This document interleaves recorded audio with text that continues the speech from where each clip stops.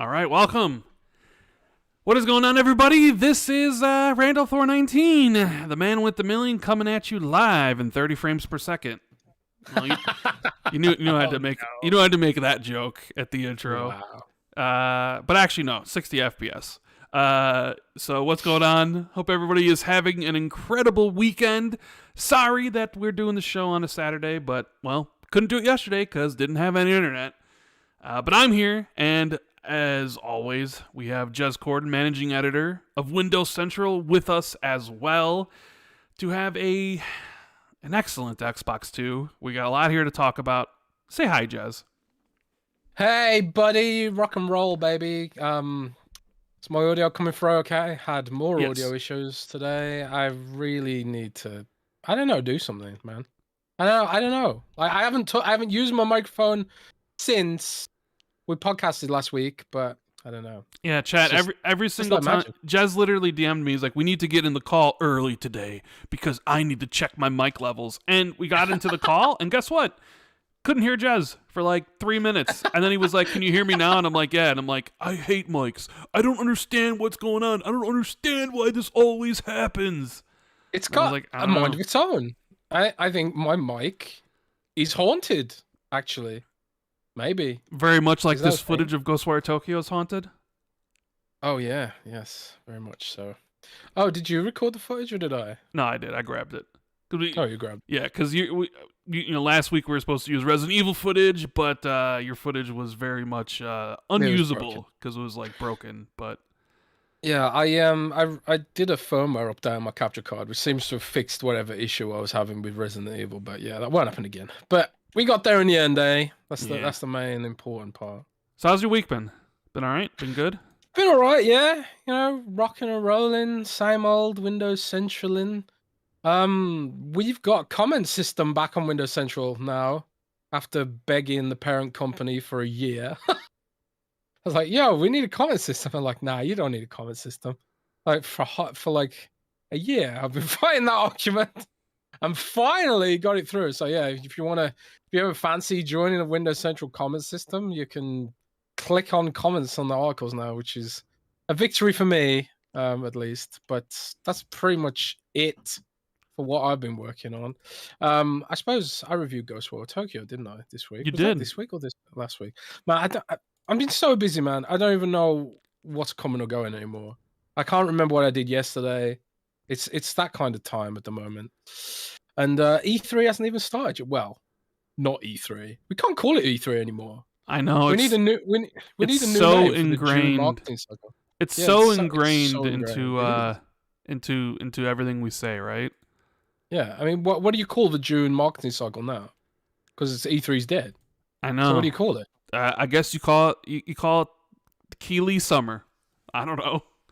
Ah, man, I don't call it that. We call it. I like game mess. I like Jeff Grubb's game mess. Yeah, Grubb's thing. Jeff Grubb's game mess. That's what the June marketing cycle henceforth will be known as the game mess. Jeff was on to something. He was, but I had an interesting week, Jez. We didn't do the Xbox Ultimate show on Tuesday because I had painters over painting a bunch of stuff and couldn't do the show. They painted my room and they painted a whole bunch of the downstairs, so really couldn't do the show. Agreeable gray, essentially. Agreeable gray. Agreeable gray. Just I mean, just so it's gray, but it's agreeable. You know what I mean? Is that the official color of the name? Yes, that is the official color, or what it's called. Yes, agreeable gray. So we will be doing that, and we'll get to that. We're gonna announce the next Xbox 2+1 guest and stuff. But other than that, it's been an interesting week. It's starting to get a little bit warmer here in Chicago. Like today, it's like 84 degrees, which is interesting because like last week I think it got as high as like 50, and then suddenly it jumps 30 degrees, and now it's like, man, is it time to put the air conditioning on? But then the rest of the week is supposed to be in the 50s. Weird weather, but I don't mind the 80, considering like we're getting out of winter, so things aren't so cold. But other than that, dude, we're just playing a lot of games. Watching watching some TV. I'm on the last season of Succession, which they just aired episode 3. Might be one of the best episodes of TV I've ever seen in my life.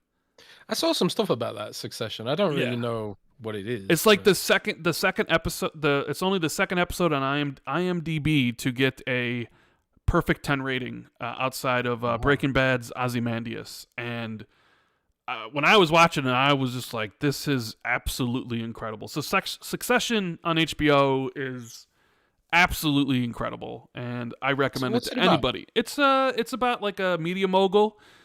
He's really getting old, and he has like 4 kids, and they kind of want to take over from their dad as CEO, and it kind of goes from there. It's kind of it's a drama. Sometimes some people might refer to it as a dramedy because there is some comedy, but it's kind of like watching awful people do awful things who think they're really good, but the acting is absolutely incredible. So that sounds pretty good. Yeah, I've been loving the show, and this last episode was one of the best episodes of TV ever. But yeah, we'll be talking about what we've been playing after everything here. So, but I think that's probably a good time to get into some of the housekeeping. We do have a sponsor for the show this week, and it is none other than Raycon. So, sorry, that's a lot of inflation in the world today, right? You go out and get a coffee. Coffee's like $7 without any extras.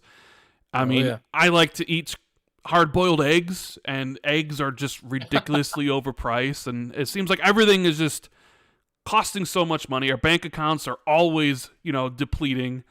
But, most products do the same thing, but they're priced differently solely based on the brand name. So, one thing you shouldn't sleep on is Raycon wireless earbuds, because Raycon has premium audio at a perfect price point, so you can listen to what you want when you want without breaking the bank. And I've been using it a lot to go on my walks. I'm starting to kind of push out towards a mile, 2 miles. I got Spotify on my phone. I pair it with the earbuds, and I just listen to, my music, the 90s music, as I walk around. It also really came in handy when I took Shakespeare to the vet like 8 days in a row and had to wait in line for an hour and a half before the vet opened, and you have all these dogs barking, and it's just put in the Raycons, put in those earbuds, and just drowned out all the sound. I was like really thinking that I had these when I was waiting in line with all the barking going on. You can get a pair and a spare and still pay less than you would with some of those other more big-name tech brands out there. Raycon knows that in this economy, every purchase needs to be perfect. They offer buy now, pay later options, and right now you can pay as low as $18 at checkout. They have an easy and free return guarantee. They offer 2 years of product protection insurance for just a few bucks. They offer free domestic shipping and a flat fee international shipping, and they have over 50,000 5-star reviews.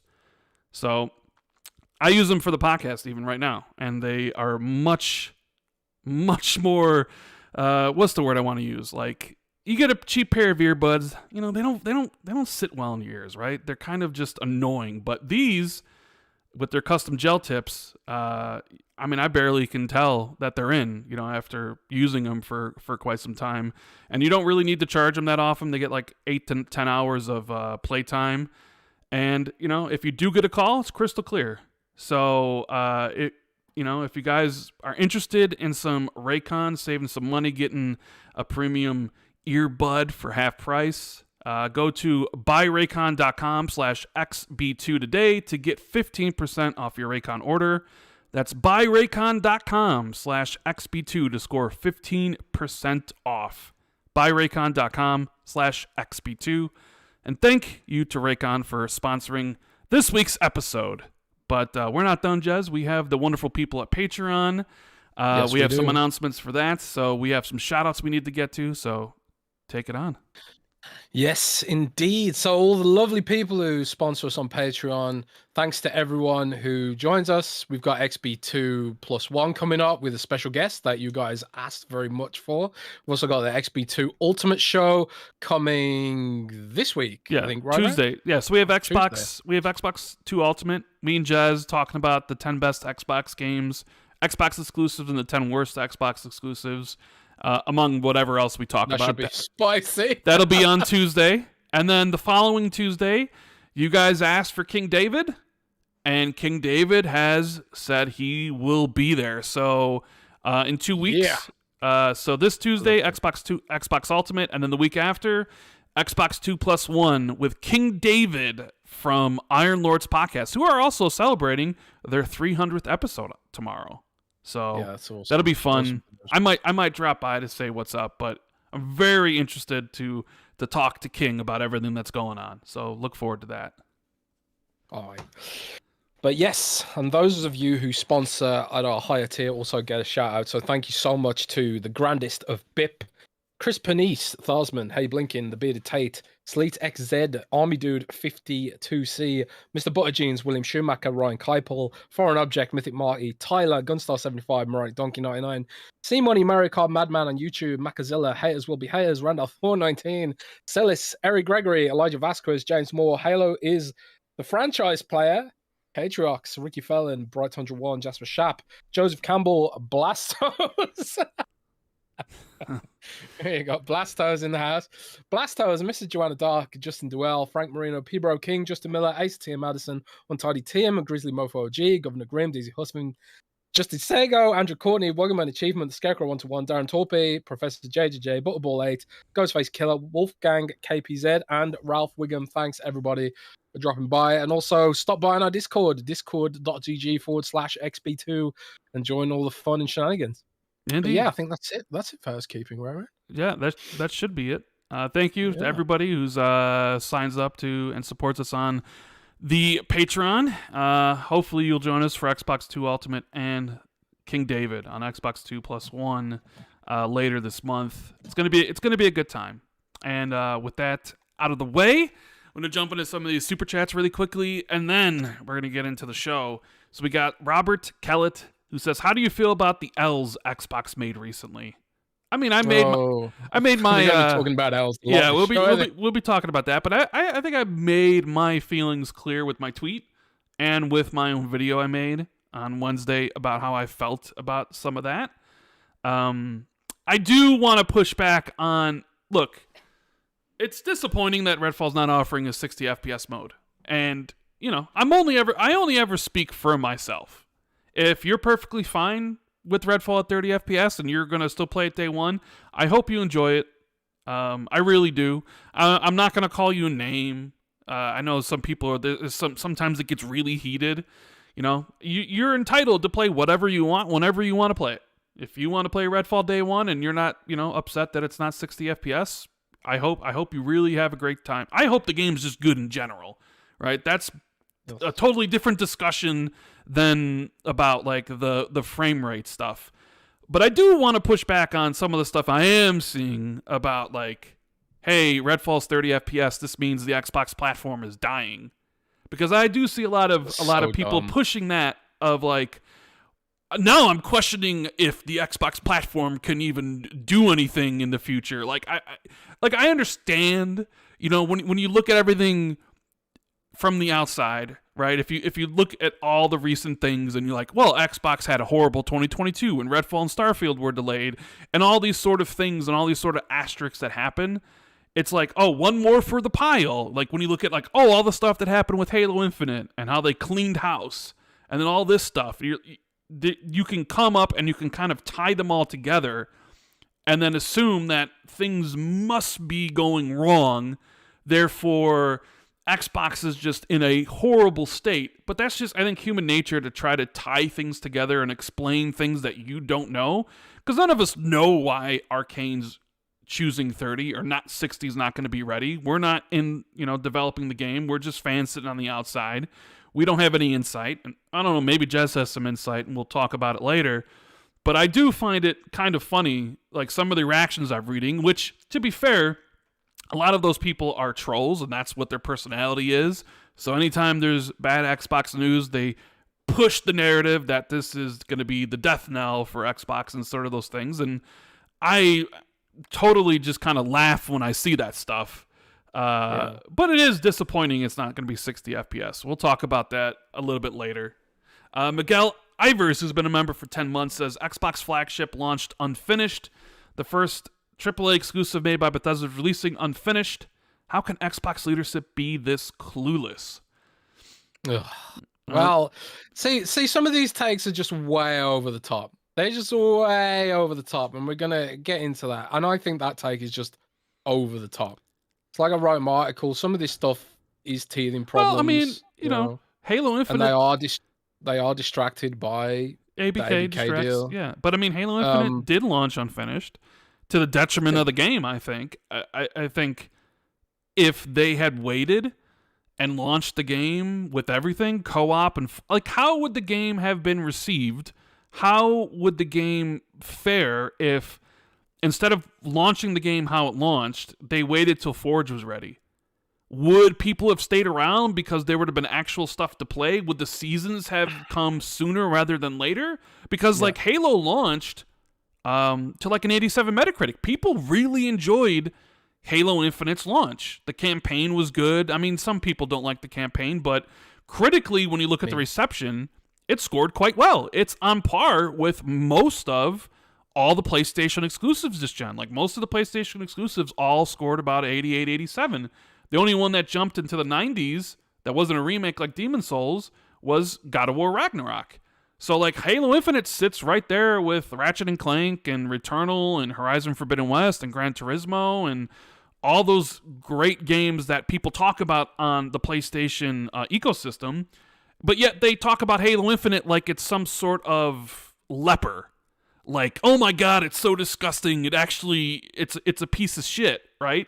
When in reality, that's not what happened. Like, the launch was well. Like, people really liked the game. People love the multiplayer. It's what happened afterwards where, like, oh my god, they really didn't have any post-launch support.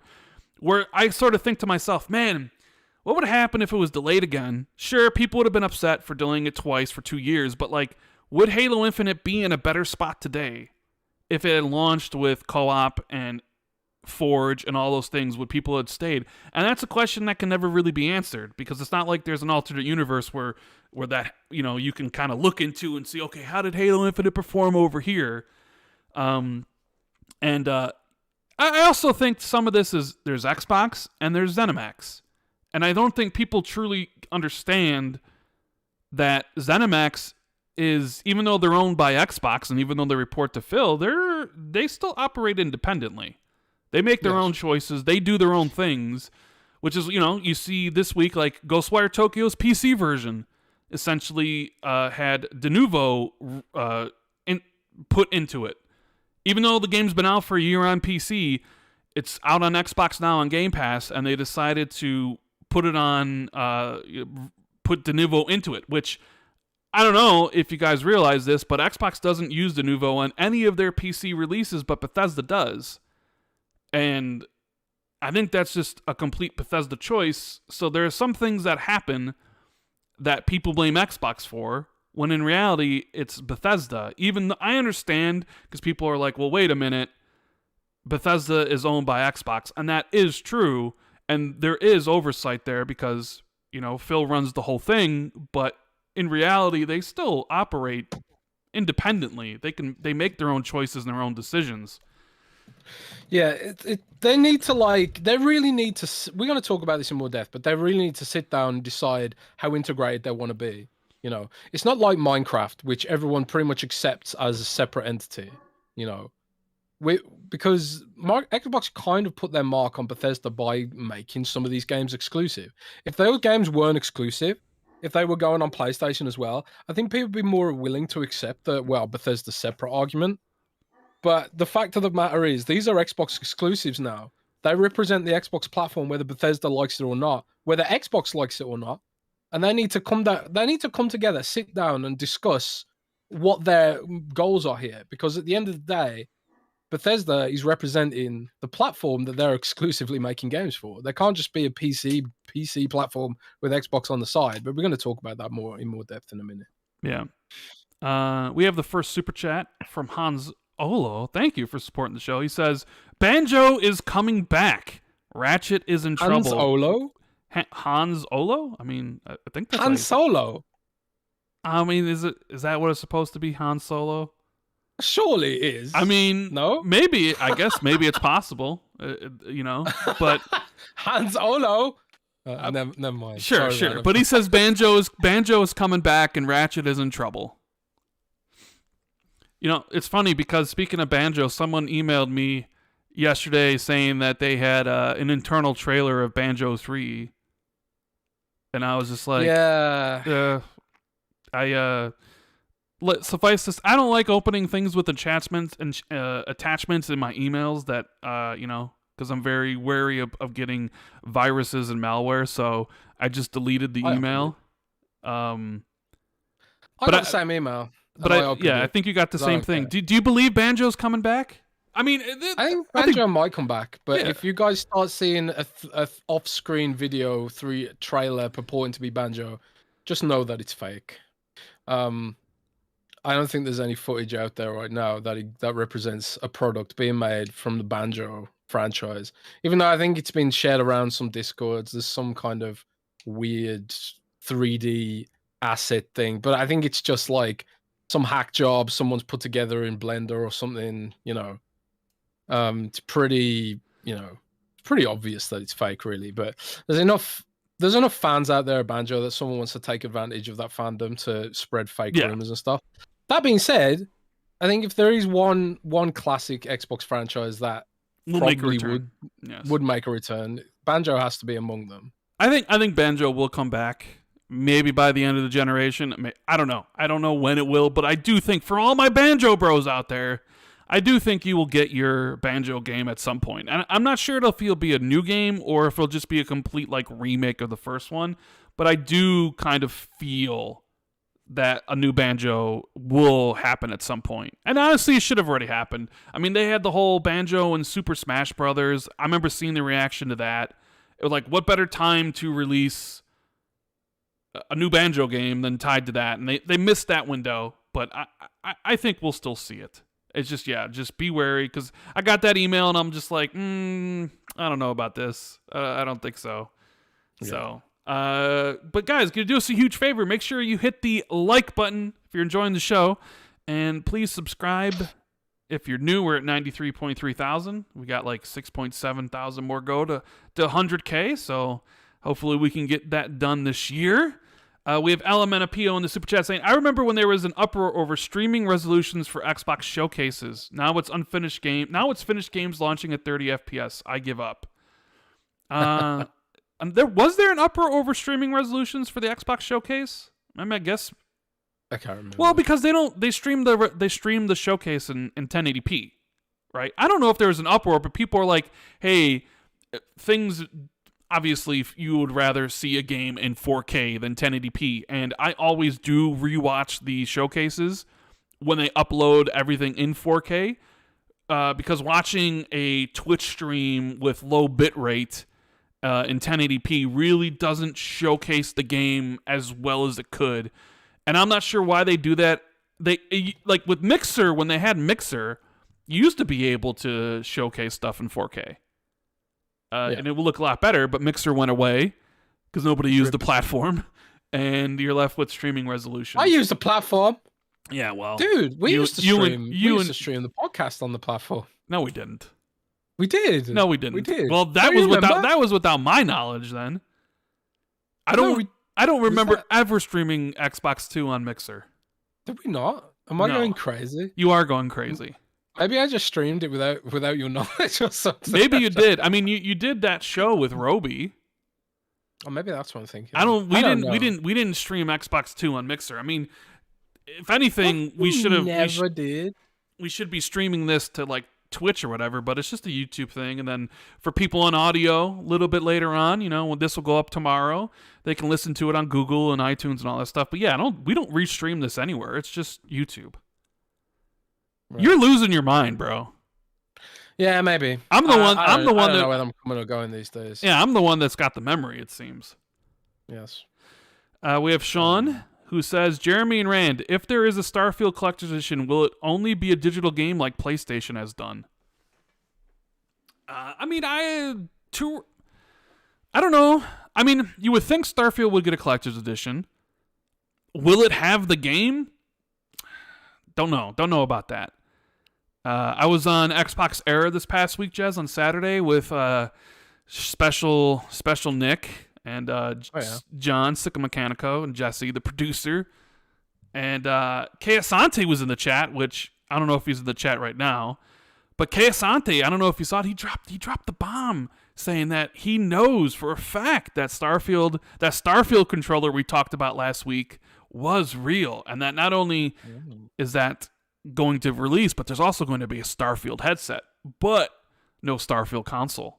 And then it got sloth, and it went everywhere. And then Keasante was like, "No, he doesn't want to get sloth." So I don't know. You would assume for a game that big that there would be a collector's edition. Will it come with the game? Isn't the most times now that they don't come with the game? I mean, I hope it would for people that want the game at least. I'm trying to imagine what a Starfield collector's edition would look like, though. I wonder what it would be like. Everborn Saga is here, Mr. Conspiracy Theory. When does the Sega plus Rovio talk start? I mean, we could briefly mention it because it is in my notes. For you, Everborn. For you.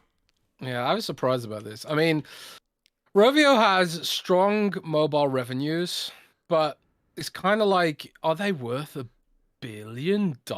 I mean, they're more like a toy company these days. Like they've got their Angry Birds TV show, which does well apparently on Netflix. I think it's in like season 3 or something. And like every other game they make is a clone of Angry Birds 1 with different skins. Every game they've tried to make that wasn't Angry Birds was a total flop. Every single one. So they are the living incarnation of a one-trick pony. Would I pay $1 billion for them when they're probably desperate to sell and in decline? I don't know, man. But it's also kind of like you get a mobile dev at the end of the day who are capable, and maybe if they have access to more interesting IP, Sonic, stuff like that, maybe they can make something that's not just Angry Birds. But they certainly haven't shown it. But clearly, I would expect Sega knows better than me. But if it does seem to be true, like Sega, was it Axios who first reported it? Yeah, Axios, yes. And then Sega gave them a statement saying, "No, we have not made any announcement about buying someone." That was hardly a denial that they're doing it.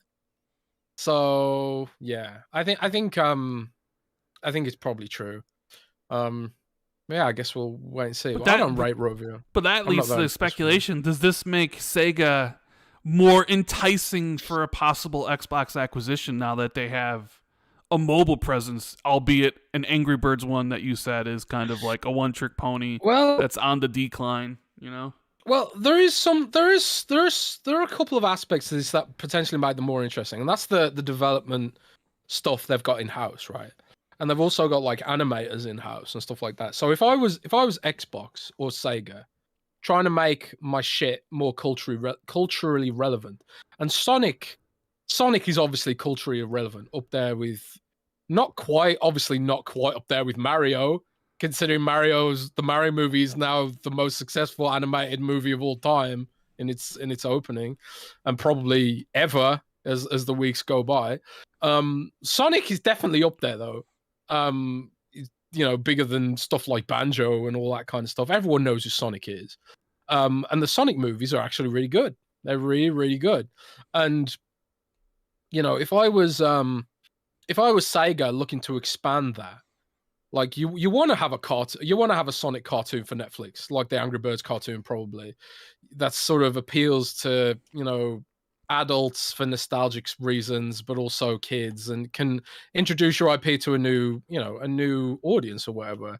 And then you've got kind of like, the development stuff. While Angry Birds itself is kind of mid, as mobile games go. It still makes a ton of money and people still love it and play it all the time, whatever.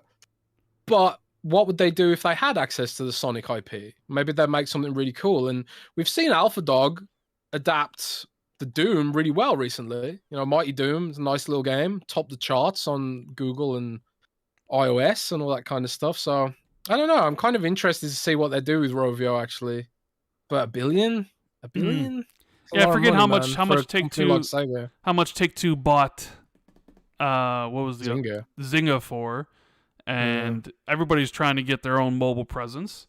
And I mean, you know, as we've said, once the ABK deal's done, I'm not saying immediately, but I mean, with everything Phil and Satya have said, like, they're not going to stop, you know, acquiring things. They have a plan, and a lot of people speculate that it could be Japan focused. You see a lot of U.S. senators asking to, to look into some of the stuff going on with Sony, right, and the high console market over there. And it's like, well, you know, you got Square Enix, you got Capcom, who's just had stock price hit an all-time high, and you got Sega, you know, and you could make the argument that maybe Sega makes a lot of sense for Xbox's ambitions, right? PC developers like Relic and Creative Assembly, Microsoft would love to have those to either work on, like, you know, Age of Empires or future StarCraft stuff.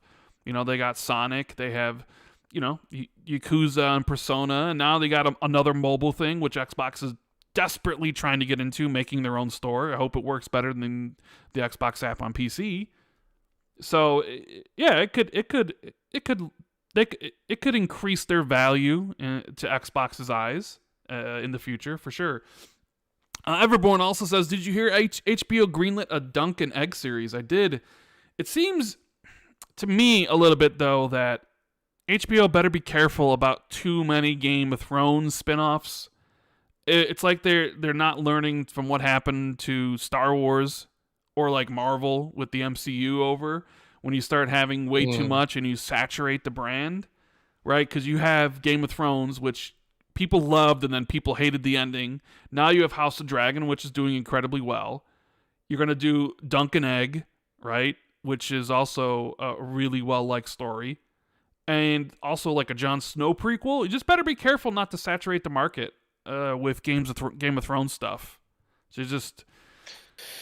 Yeah, I haven't watched anything to do with Star Wars since Book of Boba Fett, which was okay, but kind of, it really fatigued me. You know, I was like, man, I'm just done with Star Wars stuff now, and it sucks because I really like Star Wars generally. But yeah, the oversaturation is definitely a thing that can happen. Indeed. I wonder, man, I do wonder. You know, while we're talking about this, I want to know what's going on with the Gears stuff, man. The Gears TV show and the Gears movie. Yeah. I did see the Coalition like basically tweet something that was like, we are the only ones, essentially. Let me get the tweet. Oh yeah, we should talk about that briefly. The Coalition having to put a tweet out. Yeah. The Coalition put a tweet out a couple days ago that says, a reminder that all communications with the Coalition or Gears of War comes from our official channels, and our jobs are always posted on the Microsoft Careers site. Accounts soliciting ideas or offering roles outside of these channels are not associated with the Coalition. Stay safe, Gears. And I was like thinking to myself, what the hell? That's kind of a random tweet to put out there. But then I thought to myself, oh, wait a minute. Has that something to do with that Josh Ortega guy that everybody thought was working on a new Gears game by the way he was tweeting on his personal Twitter account? And I bet you it did. I bet you that had something to do with it, right? Yes. So yeah, I think it's pretty clear. Like the last, I was trying to dig into this and find out what was going on, but Joshua Ortega, if that's how you pronounce it, he's been tweeting since last year, I want to say, soliciting feedback on the Gears franchise. And I thought, oh, that's cool. I didn't really know much about the guy, but he worked on Gears 1 and 2, I want to say. Maybe Gears 3 as well, I'm not sure. But he's like one of the ones from the classic OG Gears team. You know, and a lot of people, because like, you know, Rod Ferguson left the Coalition, and so did Bonnie Jean, and a bunch of people who worked on Gears 5 moved on to different studios, and Coalition had something of a reshuffle. So this kind of came as like, oh, maybe Ortega's back at the Coalition. Because like, why would he be tweeting about this if he wasn't back at the Coalition, right? That makes sense. But when you look at his LinkedIn, it mentions that he's a freelance gaming consultant. And then I'm thinking, oh, okay, well, Microsoft uses consultants sometimes. Maybe he's just consulting on the new Gears, which would explain why he's going outside the typical PR channels, because I know from working with, Microsoft for a really long time that they like all their PR to be very highly controlled. And, and I was thinking, man, I'm surprised they're going out. They're letting Joshua do this when they've been so secretive about the next Gears game. There's not a lot of information out there about the next Gears game whatsoever. So I'm sort of there thinking like, yeah, they're going to tell him to stop this. But they didn't just tell him to stop it.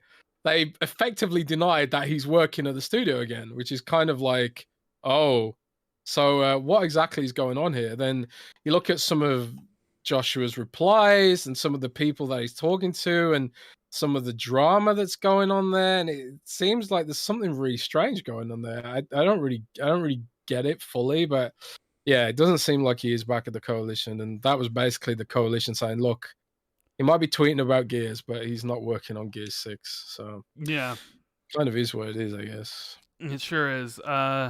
Video Drip says, does everyone feel like Microsoft is letting us down? I do. I mean, there's a lot of people that feel that way. I'm not going to tell you how you should or shouldn't feel. If you feel that they're letting you down, then you're more than entitled to feel that way. If you feel that they aren't letting you down, then, that's how you feel. I'm not going to argue either way. Do I feel like Microsoft is letting me down? I'm disappointed that Redfall's not 60 frames. For sure. Is it a letdown? Yeah, I think so. I think for me that's a letdown. But I go by case on that sort of stuff. Are they letting me down overall? I wouldn't say that. But I'm not going to argue with anybody that feels either way. It's like, you feel how you feel. I'm not out here to run damage control for Xbox or Microsoft. I'm just telling you like how I see it. If you agree, great. If you disagree, that's perfectly fine. I'm not going to yell at anybody. I'm not going to say, well, you shouldn't feel disappointed or, you should feel this certain way. If you feel like they're not doing it for you, then you're right to feel that way. I don't know. That's just my personal philosophy. And I've always said that if you feel that you're not getting your money's worth or that Microsoft isn't keeping up to their promises to you, then, you can easily just sell the console and play on a different platform. That's well within your right. I mean, people can clamor online and say to demand better and stuff like that, and people do. And Microsoft has shown that they will listen to fan feedback, right? Yeah. So. The problem is, I mean, we'll talk about it in more detail in a bit, but the discussion's become toxic because it's been hijacked by trolls who said that Redfall looked bad back when they thought it was 60 frames. And now it's like, oh my God, no, it's like, they were saying, okay, so it was good before and now it's bad, or was it bad before already and now it's worse? Or, a lot of people are just using this for console war stuff, So the debates become toxic. I had a guy on Twitter today, doesn't follow me, not interested in Xbox stuff.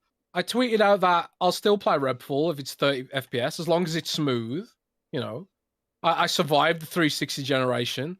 I play on Switch and I play on my Steam Deck at 30 frames per second. It's not going to kill me to play at 30 frames as long as it's fun and it's smooth, right? The dude said I'm damage controlling or I'm showing hopium or copium or whatever. And it's like, bro, you don't even care about Xbox. Supposedly. You don't care about me or my content. And you didn't read the 2,000-word editorial I put out the other day where I call out Microsoft for mismanaging expectations. It's like, what are you really here for? You're really here because you're a console war fanboy. That's why you're really here. So, some of the criticism is fine and great and makes sense, but a lot of it is just concerned trolling from people who aren't interested, never were interested, and frankly don't have a right to comment on the situation because they're doing so in bad faith. So when we discuss it in a bit, it's going to be from the context of a Xbox fan, what Microsoft's been doing recently with regards to some of this stuff, and what we all agree that they should be doing better, if anything. We got Face 23BKNY saying all PS5 first-party games, cross-gen and next-gen, have a 40 FPS, 60 FPS, and or 120 VR options. Sony does not have the luxury of Game Pass. They have to release their games feature complete at $70. That's a fair point. They all have a 40, 60, and 120 mode? Do they all have that? I don't know if they all have that. I know some of them definitely do. But you're more in tune with the PlayStation side of things, Face, than I am. Dead Planet says, please go on Crossfire sometime soon. Good God. I'm assuming you're talking about Mooch's show, Crossfire. Yeah, no. Not interested in going on that show. Sorry. I like Mooch, and I've been on Crossfire a lot back in the day. But one, it's on Fridays, and we do this show on Fridays. And this show's already long as it is because you guys seem to like the longer shows with the Patreon stuff, so it's essentially a 4-hour show, maybe a 3-hour show, but then like an hour of Patreon questions. So I'm already tired by the time this show ends, and his show's usually already begun. So scheduling wise, it really doesn't make any sense because I always just like, I'm only doing one show a day. So that would be a no, just simply based on that. And it's also a podcast I've been on so many times that I feel it's just retreading old ground. Even though I like Mooch, I've always liked Mooch. There's no point. So, yeah. Let's see. Achievement says, I think Redfall stuck at 30 due to tethering. It possible has to do with the co-op situation. We don't know. There's definitely a possibility. Nate92 says, building a game from the ground up that can't be properly optimized in a reasonable amount of time. It's taboo to say, but at some point, some of the developers are just bad at their jobs. I think that's a bad take. What else we got here? Let me scroll up. Let's see. We have Supernova says, after sharing a new post, Recore account on Instagram after years of silence, is this indication of a sequel? Story and gameplay has potential to be a huge title. Hashtag Jim Line Ryan, send his pony lawsuit, gamers Ryan.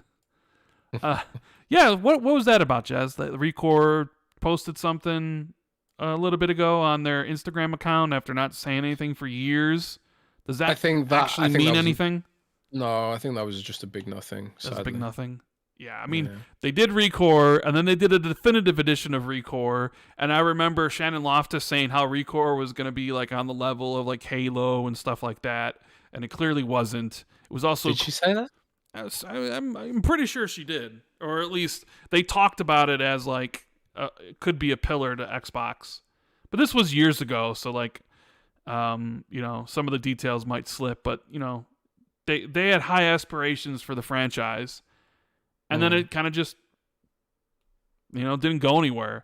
I mean, I remember at launch there being like the open world and had all this horrible loading. It's one of the few games also I didn't really finish. Usually when I start a game, I finish the game, and I just couldn't finish Recore. So that's one game I did finish. Wow, okay. I enjoyed it overall, and I thought $30 is an appropriate price. But like I wrote in my article, it's another example of Microsoft mismanaging expectations. Indie games don't have a big budget CGI introduction trailer. That's what you do if you've got a AAA game. So when they introduce Recore with a big budget AAA 3D CGI cinematic, that makes me think it's gonna be a AAA game. And then we've discovered that it's $30. It's like, oh, this is an indie game. So why are you out here acting like it's a AAA game? That's kind of like what my editorial was about. And to be honest, it's not the first time I've written about this. No, it's definitely not. But also at the same time, you never criticize Xbox ever. Man. You just toe the corporate line. You just you get the talking points from Greenberg and Phil, and they tell you exactly what to say, and you never criticize ever. Everything's always sunshine and rainbows and puppy dogs, and and candies about Xbox. Everything's perfect, Candies. and yeah, you know, everything's perfect in Xbox land. You know, that's what I hear people say about you. Everything. Yeah. Jez never's negative about Xbox. I'm like, do you follow Jez? Do you listen to the show? Do you read his articles? I mean, hello, like. Because I definitely saw some Xbox fans mad at you for your articles. Stop following and listening to that Windows Central dude. You know? Oh yeah. I so- got accused of being a PC fanboy for working for Windows Central, and like all I play is World of Warcraft and Steam Deck, and it's like, come on, man. Oh well, it's just fanboy nonsense as always. But yeah. We had the thing about Banjo I totally forgot was one of the Xbox accounts was teasing it. Oh, which one is that? I think Xbox. Oh yeah, Xbox New Zealand. I want to say, or maybe it was that. Xbox Germany. I don't know. Nah, I think it was Xbox. It was Xbox New Zealand or Australia or something like that. They posted like a little puzzle, like, you know, is this Banjo or whatever, and it was Banjo. But yeah, I don't think it means anything. But what I don't understand, why do that if they have no plan? Why generate some sort of excitement and get people to think that something might be happening? Like, what's the point of that? Banjo is on Game Pass. Yeah, maybe we got a rogue social media guy. A rogue social media man. person. See, that's Banjo is on Game Pass. I get that, but it's been on Game Pass since the launch of the service in 2017. So, like, I don't see them making a tweet about that, getting people all excited simply because Banjo's on Game Pass. Like, that doesn't jive with me. Like, I guess it could be a rogue person, and if so, shame on you. You shouldn't do that. Absolutely should not.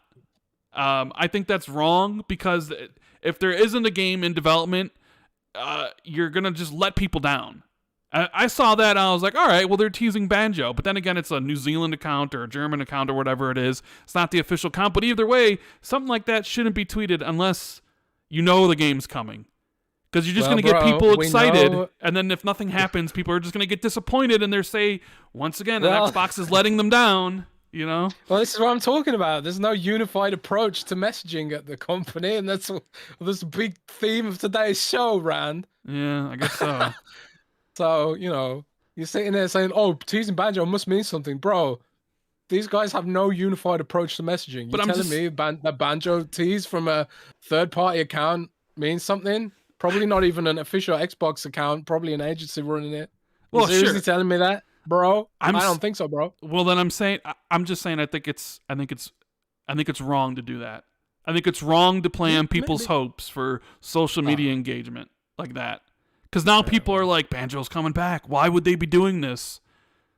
Well, I don't know. That's just my personal feelings on it. We got Parker saying, why don't people mention Psychonauts 2, Flight Sim, Forza 5, Deathloop, Ghostwire Tokyo, Hi-Fi Rush, and a plethora of games that release complete?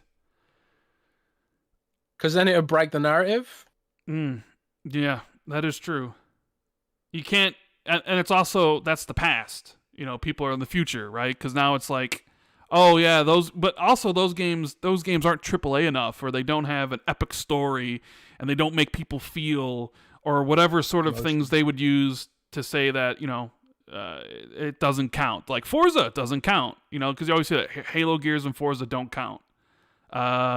You know, Flight Sim doesn't count because it's not even a game. Psychonauts 2 doesn't count because it's multi-platform. Deathloop and Ghostwire Tokyo doesn't count because they're PS5 exclusives. Hi-Fi Rush doesn't count because it was in development for 4 years before the Xbox acquisition. They had nothing to do with it. That's what I always said.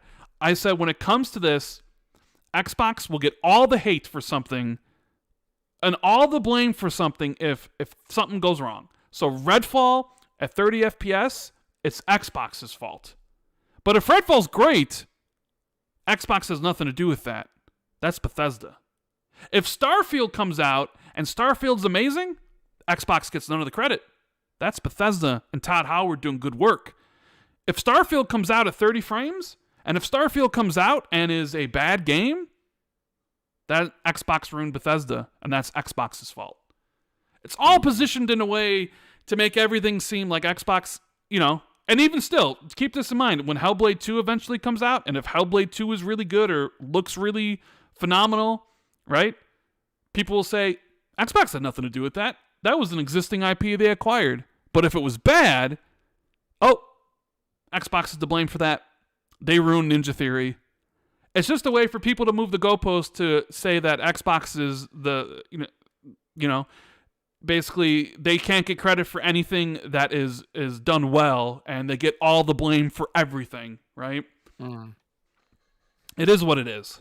So, Crooker G says, and he says, Xbox needs to pay for AAA timed exclusives to cover delays of games. Sony has Final Fantasy to tie them over for certain periods.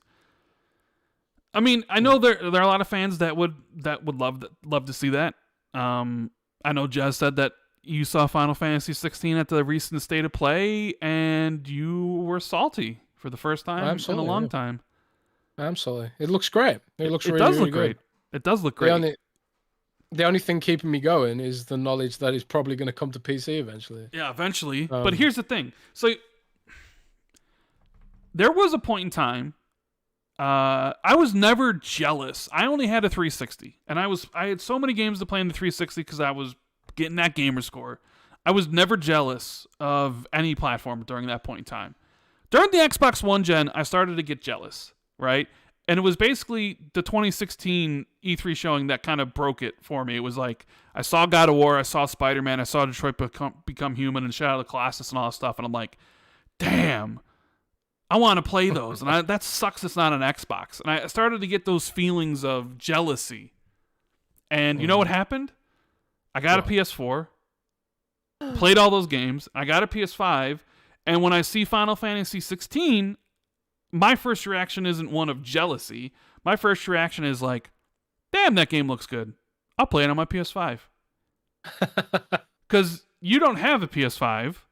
No, I don't. And you want to play Final Fantasy 16, and it's not on PC, so now you're experiencing that jealousy.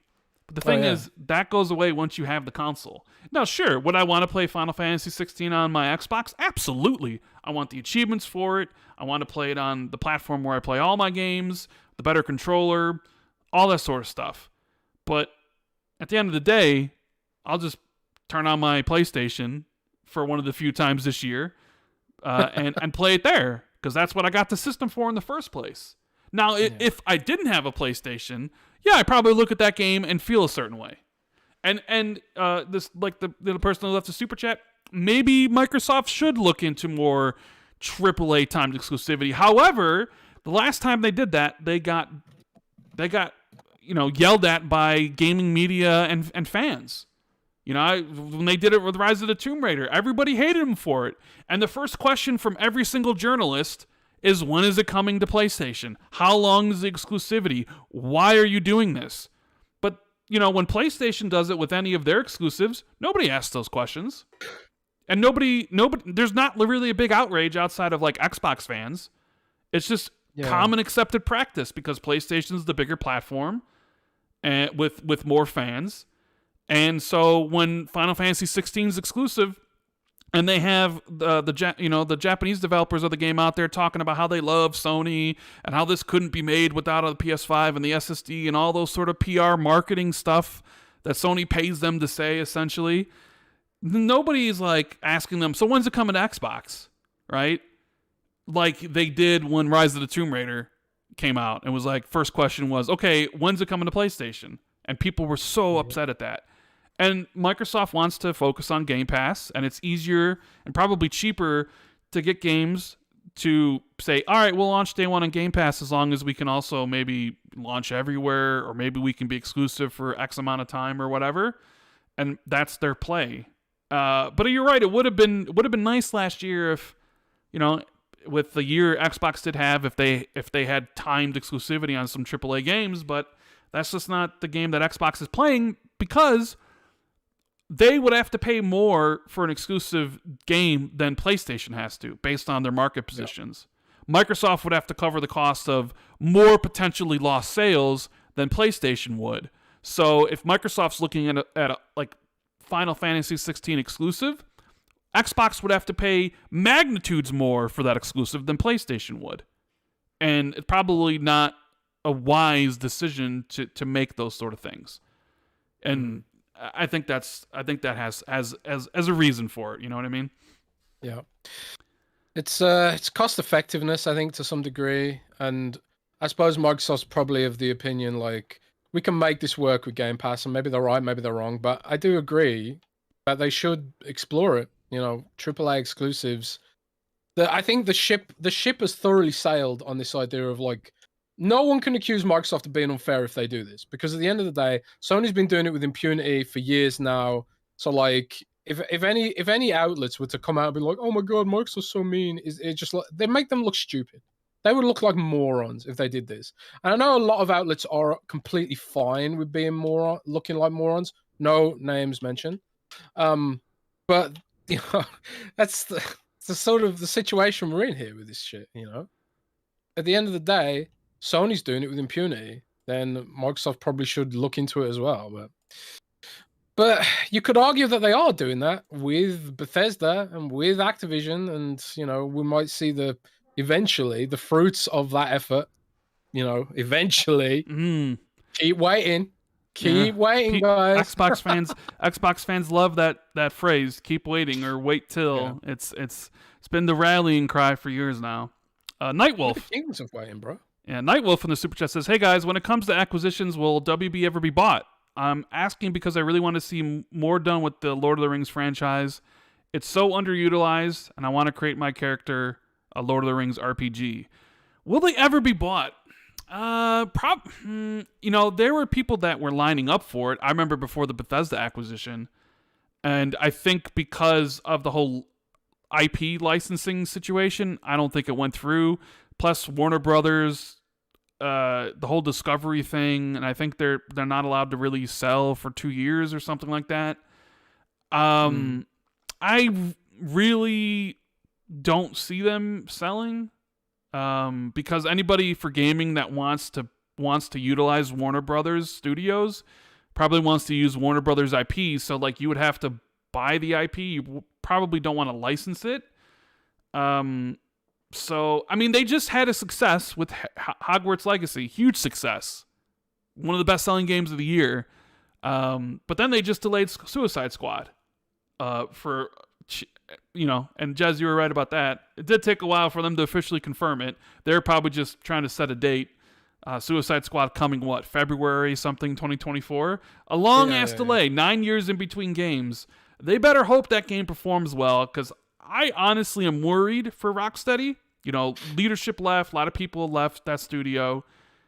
And 9 years in between games, and if people really don't like that game, and it comes out and it basically pulls a Marvel's Avengers, I could see Rocksteady being shut down.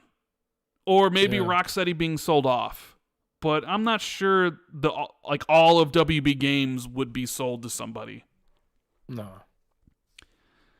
especially not now with in a post-Hogwarts world, I don't think. Yeah, they're probably hard at work on Hogwarts Legacy 2, right? You would imagine? Well, DLC, I suppose. Well, DLC, but also new game. Supernova says, what comes first from Coalition, new IP or Gear 6? Well, according to all accounts, the new IP has been canceled. So the answer to that question is Gear 6. The question is when? When is Gear 6 coming out? Maybe 2025? I don't know. Maybe Gears Collection comes next year? Possibly. Joe Repko, a.k.a. Flame, says, evening, gents. Can we start digging Redfall's grave? We'll talk about Redfall. Oh, God. I don't know if we're dig its grave, but Redfall's going to live or die based on how good the game is. The 30 to 60 FPS thing maybe doesn't have a lot of impact to the casual people who play it, or in general console people. It will live or die based on how good the game is and how much they update the game, and if it can survive Zelda and stuff like that. Darkwing says, did you see that indie games with bloated achievement updates and multiple releases are finally getting noticed by Microsoft? Achievements potentially being revamped? Yeah, I did see that game that is releasing a whole bunch of different language stacks got delisted, which it should. And the achievement, a lot of publishers and a lot of indie devs are taking advantage of the achievement system to sell gamer score disguised as games to people. And there's this whole drama going on in the achievement community. And I know nobody here listening is interested in it, but it's really funny to see people who play really hard games for TA ratio versus people who really play, these really easy 10-minute games to get 5,000 gamer score. Like groups are calling each other names. The achievement. Yeah, achievements are screwed, man. They are absolutely screwed. And, I'm going to write an article about this eventually, because this is the kind of thing that Microsoft should be iterating on all the time, which is developing the platform that they have. But instead, they've been so distracted by xCloud, by ABK, that so much of what makes the platform great is kind of getting diluted, And I am eventually going to write about this, because I do think it's starting to become a real issue. But, that's a big discussion for another time, probably. Yeah, it's funny to see, because I still kind of keep up with the achievement stuff, even though I don't really go after them anymore. The whole gamer score thing now is beyond pointless, but as I've always said, it was always pointless. The gamer score only mattered to the person getting it. Like, it really doesn't mean much. Now it really doesn't mean anything outside of like, okay, I got $5 to spend, give me this game with 5,000 points. It's basically publishers taking advantage of people's desire to inflate their score, right? So I'm going to spend 10 minutes. You're basically just paying for gamer score, and it's disguised as a game. And people don't want to hear that, because they're like, well, I like that game, whatever. The whole gamer score achievement system needs a complete revamp. Will it ever happen? Doubtful, because the other things take priority. Like, they don't have unlimited people, and they don't have unlimited time and unlimited resources, and other things take priority.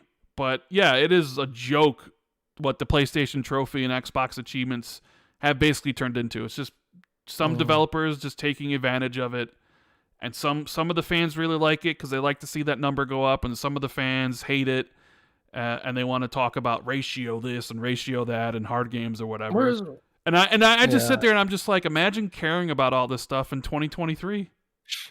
Imagine. I don't know. Well, the thing, at the end of the day, pretty much everything we do to enjoy life is arbitrary at the end of the day. True. Whether you're grinding loot in a video game or doing whatever, it's all arbitrary. So, like, if you enjoy having a massive achievement score, then fine. The issue with it is that it's being exploited by crappy devs, and I think it's not fair to people who are invested in that community and are invested in TA and are invested in that stuff to be treated this way, not just by these crappy devs, but by Microsoft's negligence. Microsoft has neglected the achievements platform, and now it's being abused, and they're doing nothing about it. That's the bottom line. Well, no, they're actually doing stuff about it. They're not enough. They're yeah, maybe not enough, but they are doing some things. So, yeah. Weston Kindle says 30 FPS is a bummer, but I understand if they can ship it without crunch and mostly complete, and the devs feel it's good to go. I'll give it a shot. Side note: have you read The Black Prism by Brent Reeks? If not, I recommend it. I actually have The Black Prism. I have all 5 books in that series. Haven't read it yet though, but it's definitely on my TBR. And for anybody interested in what book I'm currently reading, I just finished Tress of the Emerald Sea by Brandon Sanderson, which was one of his secret projects. Love that book. I read it in like 2 days. And now I'm on Grave Peril, the 3rd book in the Dresden Files. And it's pretty interesting, set in Chicago. That's what I've been reading, because we're going to get into games played. And me and Jez both had played Minecraft Legends. Yes. So what do you think of it? Minecraft Legends. So I played the game, I believe, last week. I said I was playing something I couldn't talk about, and now the reviews are out for Minecraft Legends, and it's sitting at about a 73, which is exactly where I thought it was going to land. Same score as Microsoft Dungeons. And I do not care. Well, Minecraft Dungeons. I do not care for Minecraft Legends, and because I don't care for RTSs, it's not a game for me. It's not a game for me at all. Like, I don't like RTS games. So I played it a little bit in co-op with Cold Eastwood. I think I have 4 hours into it. My first impressions were like, hey, it looks really good. Holy cow, this is like really Minecraft, right? And you're controlling your hero. And what you had said about the game being like brutal legend is true, because that's what this game is. You control a hero, and as you explore the world, you can kind of you can have mobs follow you. You can build different buildings, but really, what ended up happening was after the initial kind of like, oh wow, this looks really cool. It's Minecraft. Kind of interested in playing it. That game got boring really, really quick. Like I was bored out of my mind. So I don't know what else to really say. Like you like the whole game is basically the piglins are invading, and you have a whole bunch of different bases around your one huge base, which you build stuff to improve and like research like you would in like Age of Empires and stuff like that. And the whole gameplay loop is like, hey, go around, destroy all these buildings and these like things. And it just wasn't fun. Like once I realized what the loop was, going around to all these different places, because your character can't attack buildings, but you can attack little piglins, and you control some mobs to send it on attack. None of that was ever satisfying. And we were playing in co-op. Everything is shared. So if Colt is, spawning some mobs, he controls them and I don't, so that means I don't really have anything to do, so I can go around and gather resources, which is really simple and actually really cool. Like you see some trees, you need some tree stuff for your resources, you drop in, I forget what they call it, you see some stone, you drop something else, it automatically picks it up, you don't have to wait, it just automatically does it. So like everything in co-op was shared, so if Colt's controlling the 20 mobs, I can't really control any mobs, so I can go in and attack the enemies or go get resources or do buildings. But that, unless I'm like really interested in gathering resources or building buildings, it just becomes boring. And me and Colt had like basically at the same time, we were just like, I don't like this game, and I don't like RTSs in general. So yeah, like I don't like Minecraft Legends. So but it's not for me. It's a genre I do not like, which is why I stopped playing it like within 3 hours.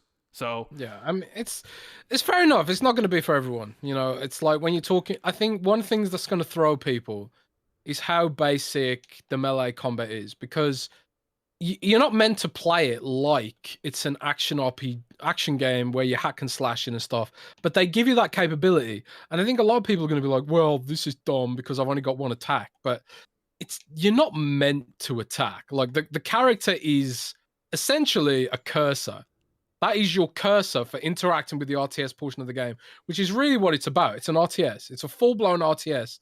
And it's about building things, resources, and doing that kind of stuff. It's not a hack and slash. But the fact that they give you a hack and slash button kind of betrays what they're going for to some degree, I think. And you can argue that point to the cows come home. But if you do make the character super duper like complicated with regards to hack and slash, then it just becomes Minecraft Dungeons basically. So this is full blown true RTS, right?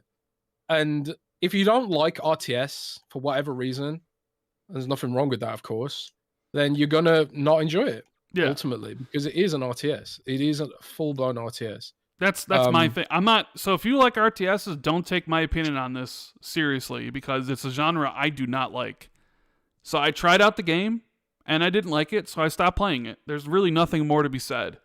If you do enjoy those type of games, or you listen to somebody else like ACG or Skill Up or Mr. Matty Plays, who quite enjoyed Minecraft Legends. Great. The great thing about it, you can play it on Game Pass. You don't have to spend $40 to check it out. Play it for yourself. See if you like it. I'm just giving you my opinion. I played it. I don't like RTSs. It was not for me, and I stopped playing it really quickly. But maybe, if you're a Minecraft fan and you're an RTS person, this might be right up your alley. But it definitely was not for me. And I did not try PvP because, like I said, I don't like the genre. So, yeah, that's why I didn't really talk at all about Minecraft Legends, because I only played it for 3 hours. Not my thing. But I have been playing. I am an RTS fan though. and I have been playing it as well, Minecraft Legends. And honestly, like even as an RTS fan, I do have some issues with it. Well, I haven't played it enough really to give a definitive opinion on it, which is why my buddy Zachary Bodie reviewed it for Windows Central. He played it to death and got a lot out of it. But he's also a big Minecraft fan, and he likes tactical games and all that kind of stuff. So, but for me, it's kind of like as an RTS fan, it still has problems. One of the things I found with it was, and this is kind of a weird way to get frustrated with it, but it doesn't give you all the unlocks straight away in the campaign mode. You have to do a lot of busy work to unlock the units and to upgrade your army cap and all that kind of stuff. And that's standard, you know. But usually you kind of like do that stuff through the campaign missions in a regular RTS. But in this, it's in an open world. So I couldn't help but get that familiar, oh God, it's an open world game, you know, which I am on the record of being sick of, you know. So if I'm like sick of open world gameplay and it sort of betrays what strategy games are usually like, where it's like you get new unlocks as part of the story or whatever. But in this, you just sort of have to farm stuff and get materials, and then you build a building in like an upgrade area. It kind of like, I don't know, it just didn't feel good to me. And like I spent ages trying to grind. One thing I was trying to do, I spent ages trying to grind the what I needed to grind to unlock redstone, right? I spent ages doing this because I was like, redstone's cool in Minecraft, and it gives you access to more complicated stuff, right?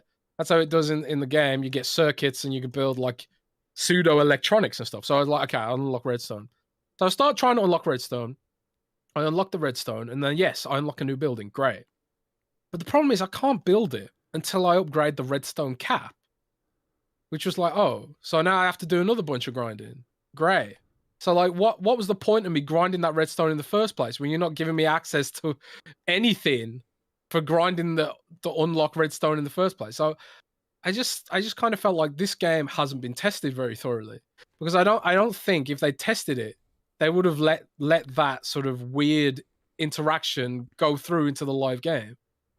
But that was kind of like my first impression of it. That you know, I haven't played it enough because I was reviewing Ghostwire Tokyo, which is up on the screen right now, right? It also seems like if you're playing it in co-op or if you're going to play it in PvP, you need to like set jobs for people. And it was kind of like me and Colt were playing, and it was like we both kind of wanted to be the ones with the mobs and attacking the things, but neither of us wanted to be the one who was like, hey, I'm going to go gather resources, or I'm going to be the one who's going to build defenses and stuff. And maybe where this game does shine is in the PvP. I've heard that it does shine. Yeah, in PvP, and actually. you know, if you play it in PvP, you probably do need to have everybody like, okay, this is what you're gonna do, this is what I'm gonna do, and those sort of things.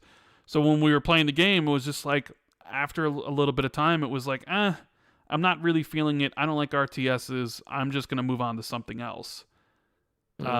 So, you know, I mean, don't really take my opinion on this. Like, RTS is a genre I have no interest in. So, Minecraft Legends, it's no surprise to me that I didn't play it for long. It was just like, all right, well, I'm done with this. But what game I have been playing a lot of, and I think I have about 16 hours into it so far, is Ghostwire Tokyo. Footage is up on the screen. During Chapter 2, mostly side quests, side missions, so I wouldn't really spoil the story. You wrote an article about it, you reviewed it, and you talked about how you were enjoying it. I'm enjoying it quite a bit as well, more than I thought it would, even though at its core, really, it is a map game. There's like so many things on this open world map, and one of the things I do like about it, I like the style that the game's going for. You don't really see an open world like this, all the cool little different colors, set in Japan.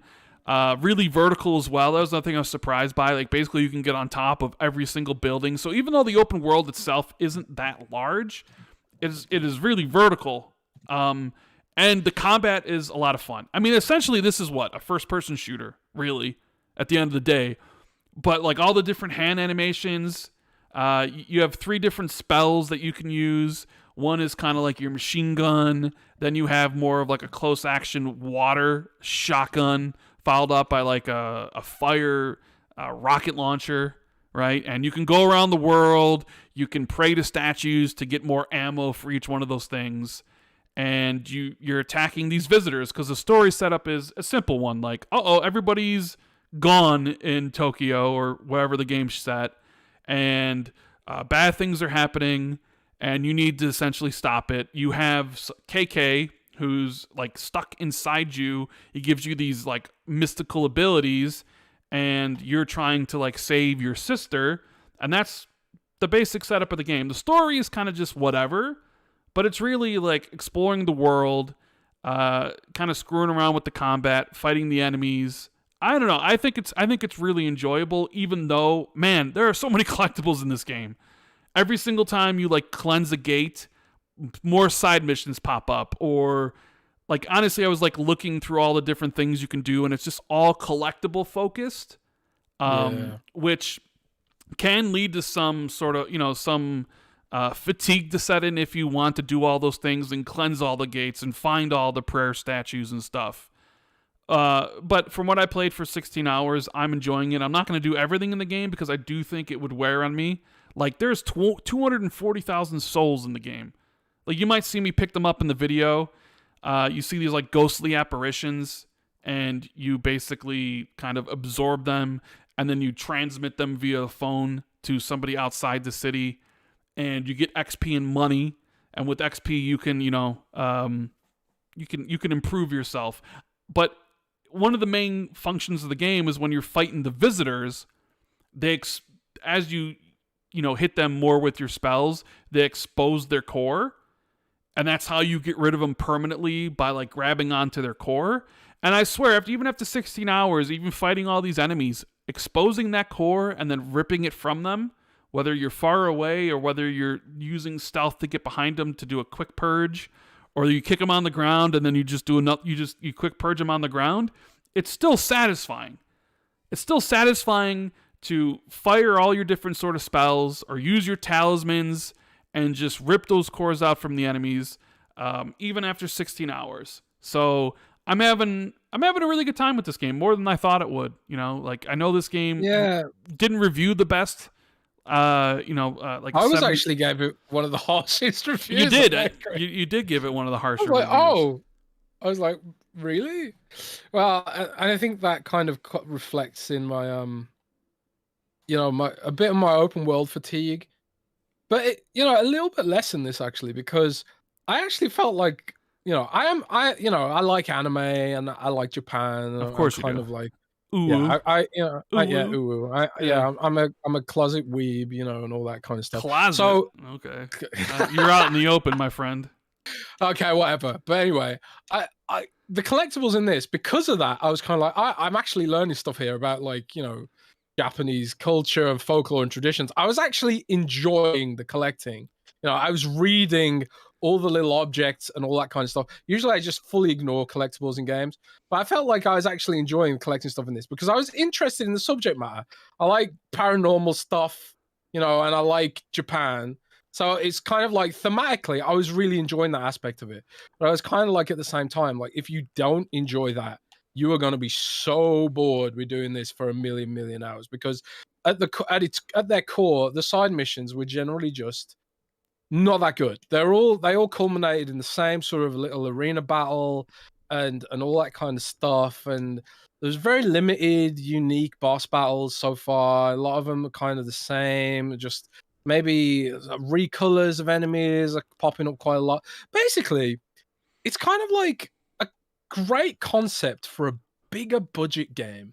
Like, the structure of the game is fine, but it's kind of like, if instead of constantly repeated arena battles, what if we had a unique boss fight at the end of every area, or at least a higher density.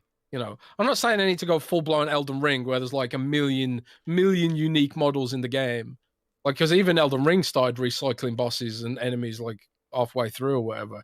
But Elden Ring has such a high density of unique shocking moments that it makes some of that open world stuff way more palatable than most games. And because like in Ghostwire Tokyo, when you do fight a unique boss and you are given a unique ability or a unique passive as a reward, it felt really good. And it kind of cut through the drudgery. It's just the problem is that I'm guessing for budget reasons or whatever, a lot of the open world aspects in the game are just copy and pasted. So I kind of feel like even though I gave it 7 out of 10 in my review, which honestly, most of that was revolved around the performance. Because the Speak about the performance performance. commentary is Speak about that. Okay, so the performance commentary is mixed because first of all, I think me and Rand, we both agree that the 4K mode is a dud. I never play anything in 4K mode. Quality mode, I will try it out to see, and most of the time it's like, ugh.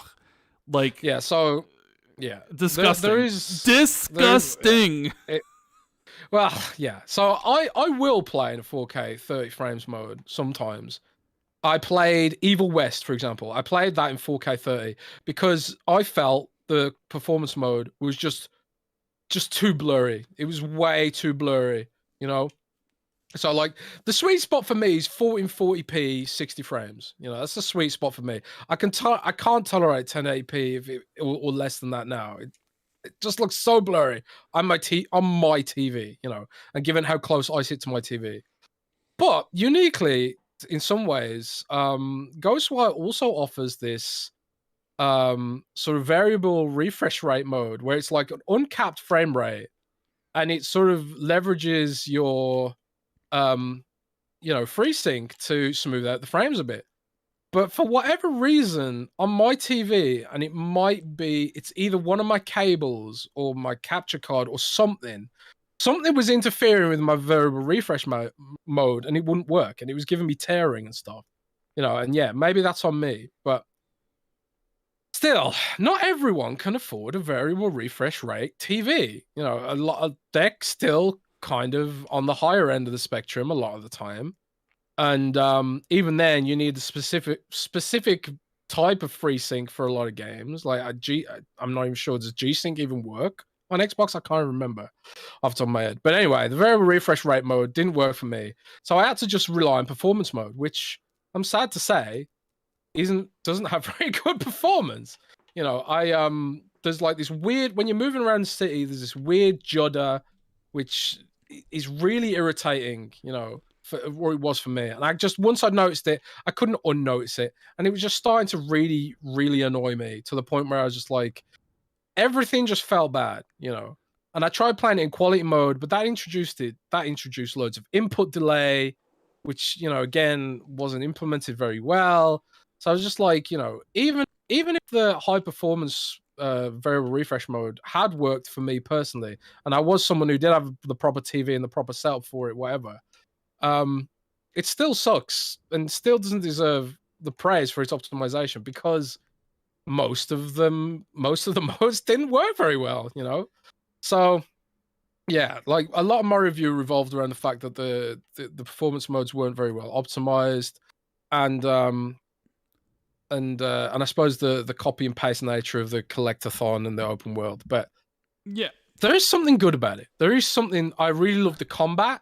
The combat is infectious, and especially like by chapter 3, you unlock. I don't know if you've unlocked this yet, Rand, but there's like a finger bullet machine gun. Oh yeah. I got that. Where you can hold the right trigger to like charge your attacks, and if you press the right stick, your wind spell becomes like a machine gun. Your water spell becomes like an ice thing.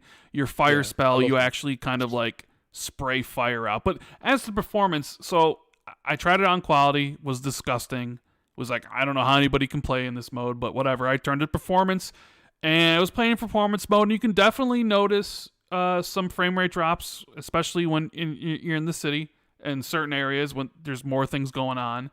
Then I started playing in HFR performance mode VSync enabled, and that solved the vast majority of any of the problems I was seeing in performance. Yeah. So I turned motion blur off, I turned chromatic aberration off, I turned film grain off, I turned all those things off, and I'm just going around the city. Although I think at this, like, it sort of seems like to me the game a little bit kind of extends this time. Like, you have all these shrines that cloud the area, right? So it's open world, but like really you can only explore certain amounts. And you can't go into the fog because it'll kill you. But the way you get rid of the fog is cleansing these shrines. So you have small area to work with, and the city grows and grows and grows. And it's not that big of a city to begin with. It's not like it's, Far Cry or something. But now I'm in like chapter 4, and like what I have to do for the main mission is basically go and clear like 10 shrines. So now, like, something is like what would be a collectible, like cleansing all the shrines, is basically kind of, oh, this is what you have to do for the main story. Because the next area you have to get to is in the fog, and the way to get through it is you have to cleanse all these things. So you look at it, you're like, man, like, if you're constantly playing it, and you want to, engage with all the systems it has, I sort of feel like it extends its time, because now it's making me like, oh, you want to continue? Well, then go cleanse all this stuff. And someone might be like, I've been cleansing all this stuff the whole game. Like, this kind of feels like busy work to a certain extent. And it's a good thing that I enjoy the style of the game that they're presenting. Like, I like being in the city, and I like, fighting the enemies. And if I didn't enjoy those things, I'd probably would also be a little bit bored. But because I find the game to be quite fun, I don't know if I'll find it quite fun 30 hours in, which is why I'm not gonna get all the collectibles. But for now, like, I don't know, I think it's fun when you walk up to a bunch of enemies and you engage your wire-in ability. It makes you super powerful, and you just attack everybody, and then you grab all their cores, and you're just switching between the different abilities to fight the different enemies, and you're doing perfect blocks because the enemies attack you, and you have a block that you can put up, and if you time it perfectly, it'll push them back, rinse and repeat. And like, I don't know, I find that a lot of fun, and I'm having a good time with it now. Yeah. Although once I do finish the game, I'm probably done with the game, and now I'm just kind of waiting for Dead Island 2 to come out, and then Star Wars Jedi Survivor. So did you try Spider's Thread mode at all? The road not yet, mode? Not yet. I mean, I really don't have it. Pretty good. I'll probably maybe I'll try it out after I beat the game to see what it's like. So yeah, that's Ghostwire Tokyo, available now finally on Xbox Game Pass. That's where I'm playing it. So we have Injured Cold in the super chat saying, Jez, you stud biscuit. You mentioned Namco could be working on Killer Instinct forever ago. Anything lately on KI?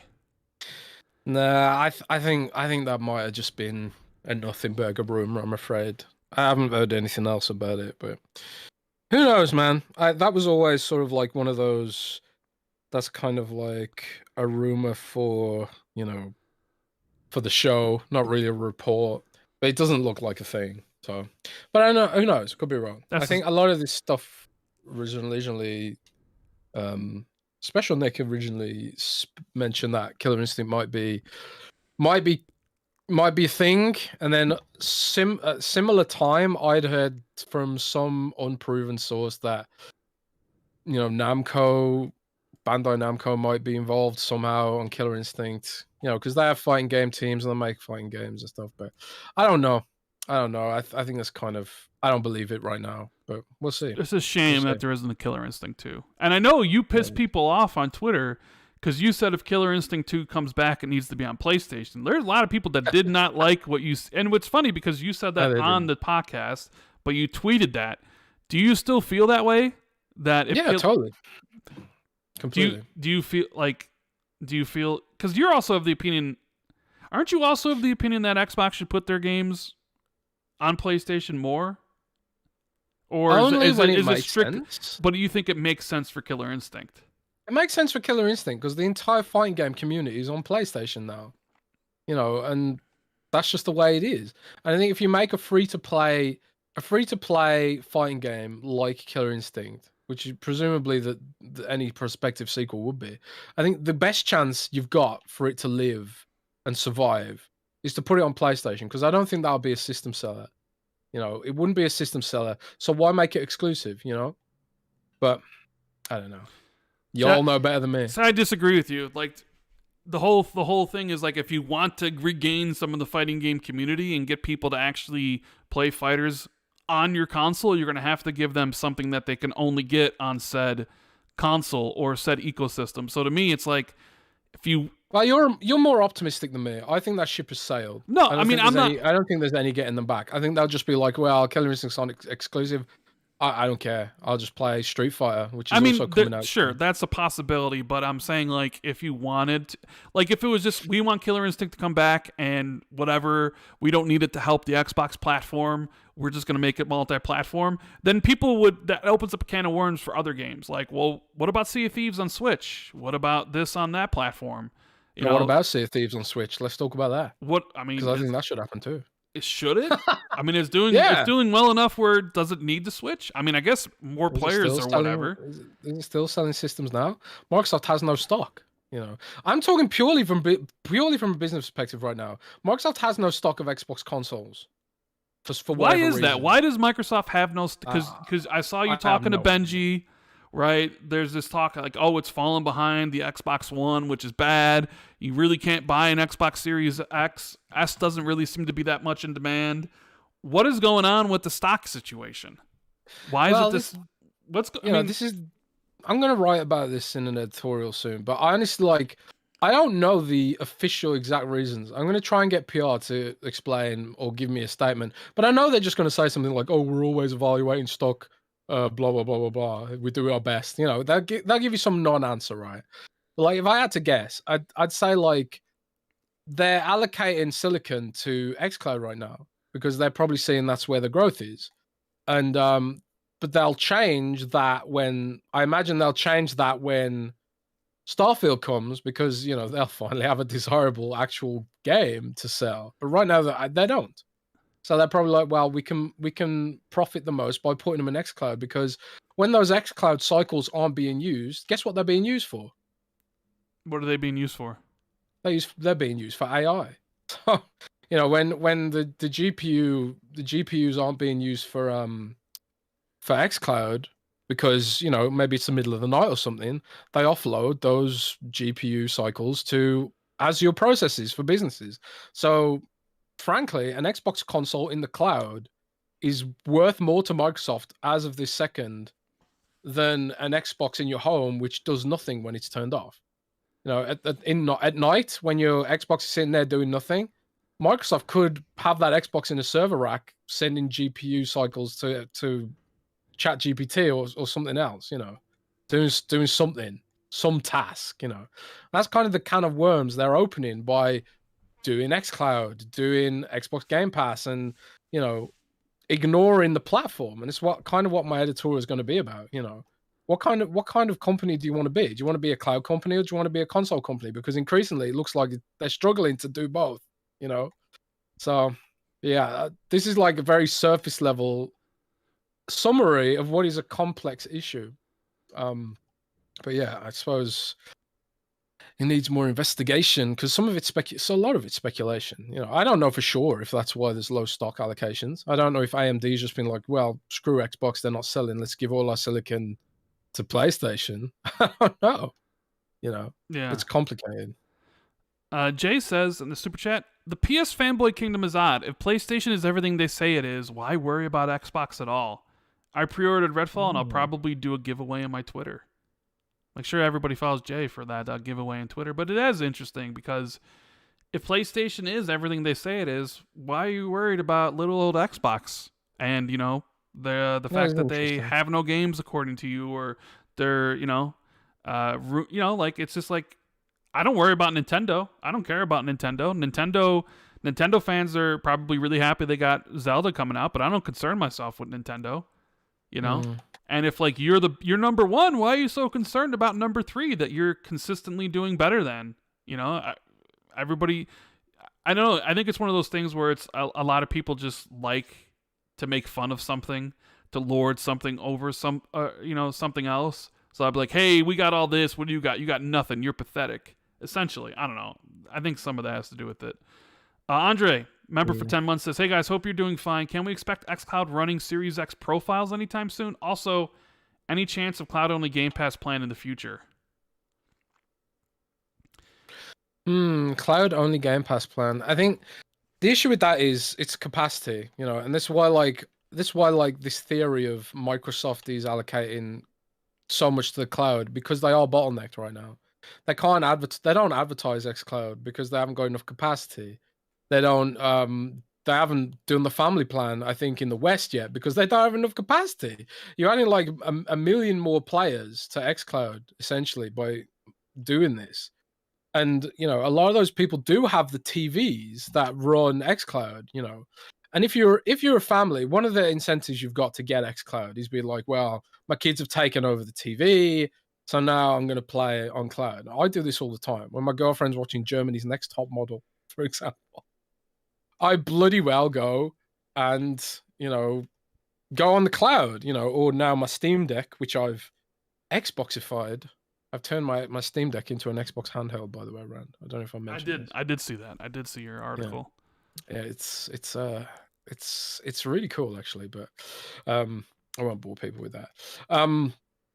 So yeah, it's complicated, man. I mean, and again, it's speculation, but yeah.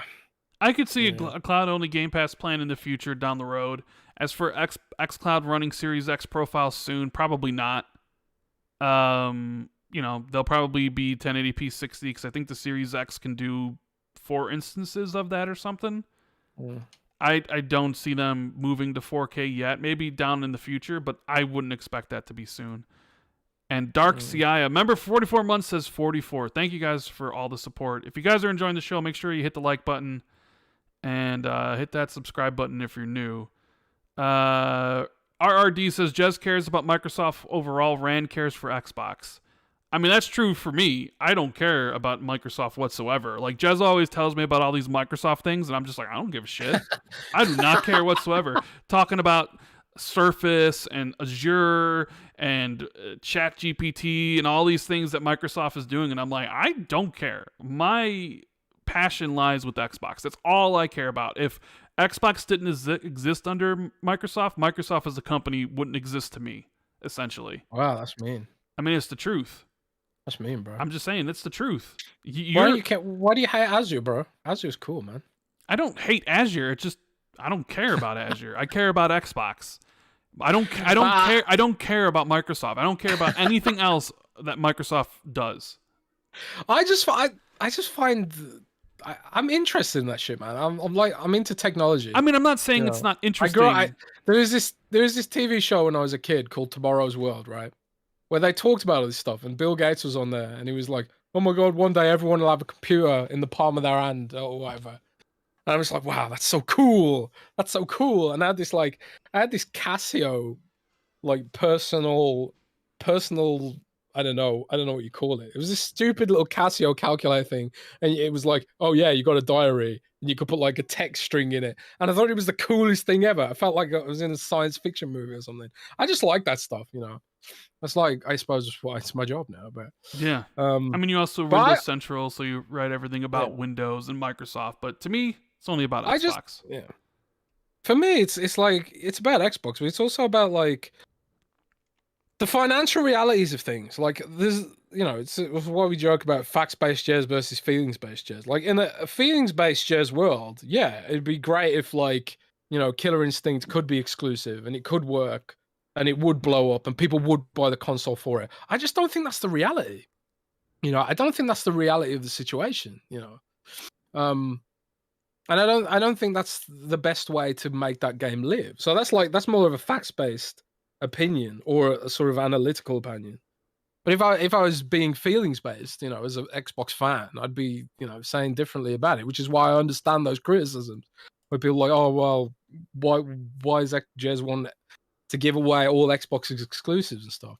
And it's just because I don't think Xbox's headspace is healthy right now for the Xbox as a console platform, and I'm going to write about that because I think they should invest more in their console. I just don't think. I think their focus is diffuse right now. But again, it's part of a wider analysis. We could have a whole podcast about this, like an hour long, about my thoughts about this, but we won't do that because we've got lots of other things to talk about. Big for Man says, challenge for Pokemon expert Rand, pronounce these Pokemon names. Oh, jeez. Oh, here we go. Sudowoodo, Susine, Labuffet, Girafaring, and Licky Licky. Oh I man. mean, is that not how you say those things? Uh, Highlander, remember for 8 months 7 out says, of 10. with the Xbox Showcase and Starfield Showcase after that, how many more games do you see coming from Microsoft to the rest of the year? I mean, what, you got Starfield in September, you got probably Forza in October. Assuming the ABK deal goes through, Call of Duty probably be, come out in November or late October. Maybe those are it. I mean, there's a possibility something smaller like a Wandering Tower from Stoic comes out this fall. But Yeah, maybe that I could seems see that. maybe earlier next year. Jez still thinks Hellblade's coming this year. I'm more 50-50 on it. So maybe that happens. So I mean, you sort of already know 2 of the games, or at least 3, because Call of Duty's coming, and it seems like the ABK deal's gonna go through. As far as unannounced stuff, I mean, it could be as many as 1, 2, 3, 4, 5. It could be as low as 3. You could have 4. I'm more interested in seeing what's on tap for next year, personally. Because I do think they're gonna have to talk about that at E3 quite a bit. Says, if games are taking 6 years to make and mesh shaders need to be made from day one, couldn't we not see any real next-gen stuff until 2025, 2026? Ooh. I don't know anything about mesh shaders, but I mean, we do know games take really, really, really, really long to make now. I think I've read an interview where even Minecraft Legends took 5 years, and Hi-Fi Rush took like 4 years or something like that. Games take a long time now, and they cost a lot of money, and a lot of people are working on it, and it's kind of crazy. It's kind of crazy how long things take to make. You have to assume that AI could solve a lot of this, maybe. Yeah. And I know Microsoft. Not a lot of people know this, but you know Kareem Chowdhury? Yes, I know who Kareem Chowdhury is. Yes.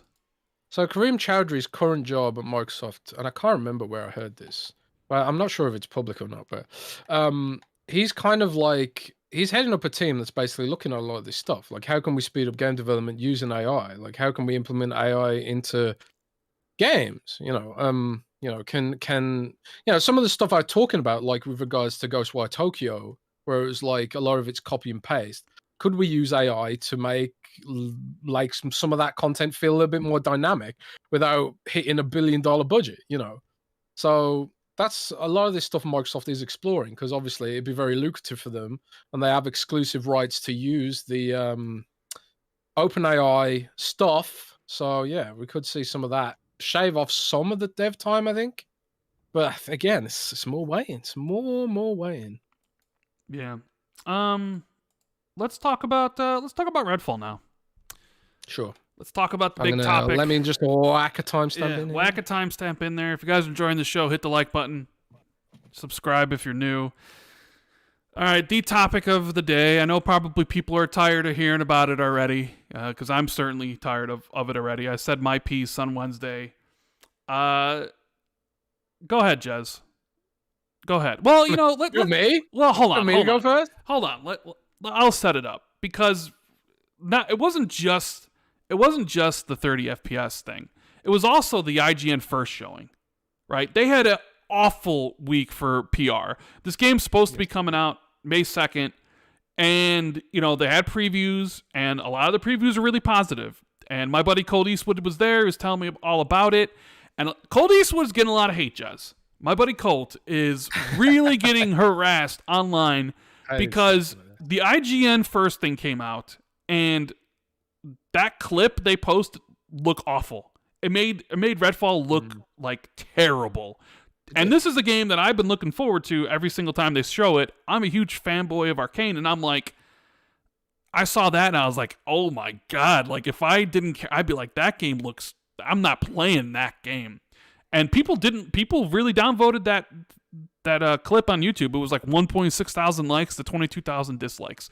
Yeah, a lot of people compared it to the Doom 2016 Polygon video, where the person clearly didn't know what he was doing, or didn't really wasn't very well versed into first person shooters. And it kind of seemed like this. It was like the person really didn't know what Redfall was about, really didn't understand the mechanics of the game. It just looked bad, but it made the game look really bad, like awful, right? But people were like, oh, it's more about the person playing and the way the clips are kind of, you know, cut, right? And it's like, okay, whatever. We saw the previews. Colt came out and kind of was like, hey, here's a montage of combat that I'm going to collect and put out. And he put up a thing. But a lot of people were giving him shit because they think it was his own gameplay when it's clearly stated that it's not. It was just footage given to him by Arcane that they gave to everybody at the preview event. He decided to make a combat clip footage. And in that his footage that Arcane provided, it looks a lot better, right? Which is funny because suddenly everyone's like, well, why didn't you ask Arcane about the console stuff? And, I wanted to know too, but anybody who asked about the console stuff during the preview event, they just said, hey, we're not talking about console. And then some people are like, well, you have to push for it. But it's like, once they say they're not talking about console, they're not talking about console. Like, we're not talking about the console today. So there was that whole stuff, right? And then we get the drop on Wednesday, out of nowhere, that the game's going to have one mode. It's just going to have a quality mode, 4K 30 on this Xbox Series X and 1440p 30 on the Series S. And a 60 FPS mode will come later. And oh boy, were people really, really upset by this. People were very disappointed. Some people don't care, right? Which is, you're right. Some people don't give a shit about 60 frames. And I wonder if there's data that Microsoft has somewhere that kind of shows people don't really play in performance mode. I really would love to see the breakdown of people when presented with the choice between quality and performance. What do people choose? Do most people not even bother? Like, what do you think? Well, I know the answer to this. Okay, what's the answer to this question then? And the truth is, a lot of people don't care, and they don't switch. They don't switch modes, And this is one of the things that when I was doing my rounds last week, trying to talk about why this all went down as it did, and it's one of the things that did come up was this idea that most people who play these games, they don't know about performance modes. They don't switch performance modes. They play whatever it's on by default, right? And I still see journalists out there, journalists who say that like they can't tell the difference between 30 and 60 frames. And and a lot of people laugh at that assertion, but that's a lot of people don't seem to be able to tell, or at least not in any meaningful way.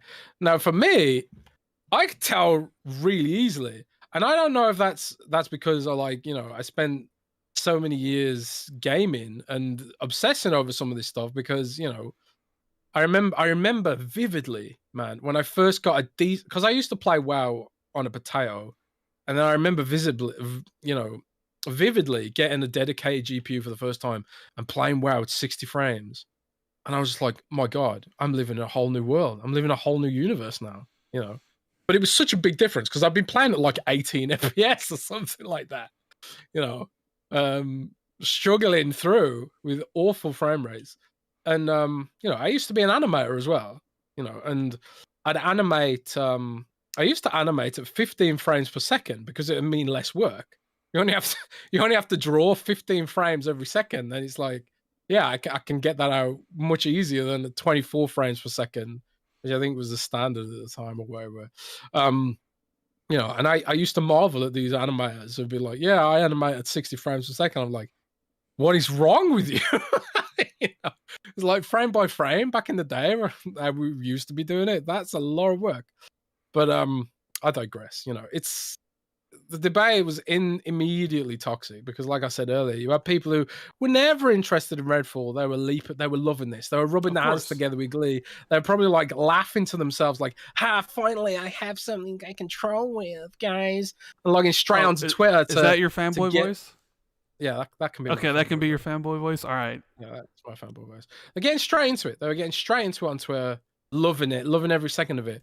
But they're not really interested in playing the game. They're interested in implications it has for like Xbox or Bethesda and analytically speaking or anything. They're just interested in the possibility that they finally have something that control Xbox fans with, and so that whole side of the debate, I'm just not interested in, because if you're arguing about Redfall in bad faith, if you were never interested in Xbox anyway, and you claimed you were never going to play the game anyway, I'm just not interested in your opinion because it doesn't affect you. The only reason you're involved is because you want to troll people, which is sad, pathetic, lonely, whatever you want to call it. But anyway, so Redfall. Yeah, Hazardor Gaming just says play Overwatch in 30 frames. I won't do that. I won't. But I'm on the record on this show of saying, like, I don't mind 30 frames for a cinematic game. Filmic. Yeah. The whole filmic meme, our beloved filmic meme. I don't mind 30 frames for a cinematic game. And I said earlier, I played Evil West at 30 frames because I thought the performance mode was just way too blurry. It looked like, I rubbed Vaseline in my eyes or something. There comes a point where it's like the resolution's too squashed, But the point is, this generation has established an expectation for choice, right?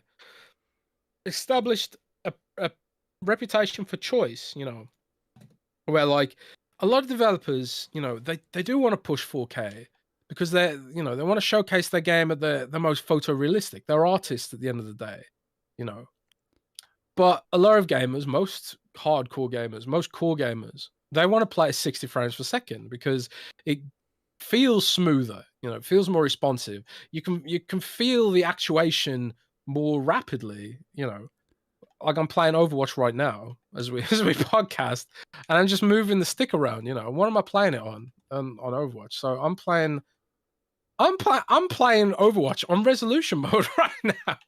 So I'm playing at 4K 60, right? That's Overwatch's resolution mode, by the way. It's 4K 60.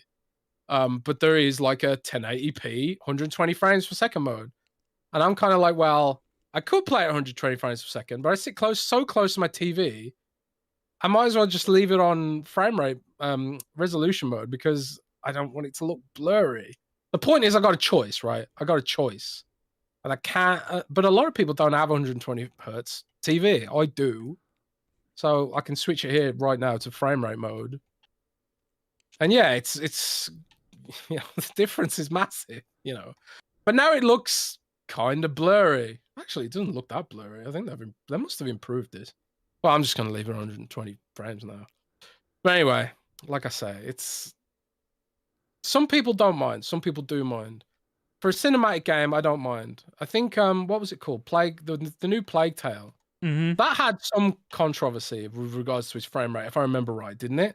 Yeah, Plague Tale was 30. It was like 40 if you had if you were in 120 mode and you had a TV that supported VRR, it could go up to it could be 40 frames. But yeah, otherwise it was 30. I don't remember a lot of controversy about that. There was. And same thing with Gotham Knights, the 30 frames. Not as much as Redfall, right? And that's because it's more. Well, Redfall also because it's exclusive, so it has all of that, right? It's an Xbox exclusive, and we know exclusives are talked about more than multiplats, or not. I shouldn't say more. They mean more to a certain groups of people than multi-platforms because they define the platform itself, right? So Redfall if Redfall was 30 and it was multi-platform, there probably wouldn't be much outrage. There wouldn't be, because you have one camp be disappointed and then the other camp like making fun of it, even though it was the one camp that was crying that a PS5 version was canceled because they wanted to play the game. Now suddenly they don't want the game because it's 30 frames, right? It's like, make up your mind. Do you want the game or do you not want the game? You can't go from calling it Redfall a year ago and talking smack about how Bethesda doesn't make any good games whatsoever to crying about there not being a PS5 version of the game because you actually do want to play it, to then saying, well, actually, no, thanks. I don't want this game at all because it's trash. Like, you can't jump from all those extremes. For me, Jez, it's pretty simple. Like, I was disappointed by this. I assumed, and maybe that's to my detriment, I assumed it was going to be 60 frames. right? All the marketing material that they have shown for Redfall was at 60 frames. And I assumed that it was going to be that frame rate. I mean, because nothing else pointed to it being 30 frames. I know there are other games that they made, like Dishonored 1 and Prey, were all 30 frames, but also previous generations where a lot of games weren't, 60 frames. And I was like, okay, well, this is going to be 60, right? And then clearly they probably just need more time. I don't know what that means where the game's been delayed a year, essentially almost, and it still doesn't have a 60 FPS mode. So I don't know if it's one of those things where Arcane maybe wasn't going to put out a 60 FPS mode and then decided later that they were. But it also, the issue is, it's like people are coming off of like Halo Infinite and all the problems that it had and the delays it should have had and all the delays that people have experienced, right? Culminating in this Redfall, where it's like, we thought Microsoft owning Bethesda would give Bethesda a lot of time to create games. And what we always said, like, Xbox needs to consistently put out great quality content. And whether or not Redfall's quality is yet to be determined. We'll find out when the reviews come out on May 2nd. But you're already looking at it like here, when they come out saying that it's not going to have that mode, it gives the impression that the game's unfinished. And everybody thought Bethesda being under Xbox would give them more time to perfect their games, especially when you look at previous Bethesda releases like Ghostwire Tokyo and sister studio Arcane Leon putting out Deathloop that all had multiple modes. Deathloop has 4 different modes and Ghostwire Tokyo has 6. Granted, different type of games, different studios, right? And Xbox, here you are with Redfall, their first AAA exclusive from Bethesda, and it has a single mode. But then you kind of like look at it and you're like, well, wait a minute. I'm playing on the world's most powerful console. There's the whole power narrative that Microsoft pushed about the Xbox Series X. And it's like, well, why isn't it doing it 60? Why are these other games doing 60? Like, what's wrong with Arcane? Is something wrong with the hardware? Which I don't think anything is wrong with the hardware. It's probably more just a time issue. They didn't have enough time. And you're thinking, well, if they didn't have enough time, what was going on with the development? So to me, it's like, it's disappointing at 60. I'm not going to fault anybody for wanting to play the game at 30. I'm not going to, call anybody names. It's just personally, I don't want to play it until it's 60 frames. That's all. And to me, I said it should be delayed, even though I know Microsoft's not going to delay it, because why would they? Because they probably have data that nobody really cares about performance, that it's just quality, but it's really just a bad look perception-wise. First, AAA exclusive, doesn't really look all that graphically intensive, right? And it's like, all right, well, at least it'll be 60 frames, and it's not. And everybody makes fun of the Xbox Series X because, they expect a lot from this $500 device that Microsoft really hasn't done, a lot with so far. People are waiting for these games to come out. And it's kind of just, it sort of adds up in people's heads about, oh, well, this is just another thing wrong, right? When it's, I think it's more like a dev decision. Really, like they probably were having trouble with the untethered co-op. That could have been an issue. Maybe they weren't really deving for 60 in the first place. I don't really know the answer to that. All I'll say is that for me, I'll just wait. And I know I'll preface that, or I'll add it to that saying, like, I did play Gotham Knights and Plague's Tale Requiem at launch, but I didn't have a developer saying before the game came out that, don't worry, there's a 60 FPS mode coming later. If they both had said that, I would have waited, right? Because I don't want to play games in 30 frames. I know people will say, you played all these games on the 360 gen and the Xbox One gen. You're okay with 30 FPS. And my response to that is, ignorance is bliss, baby.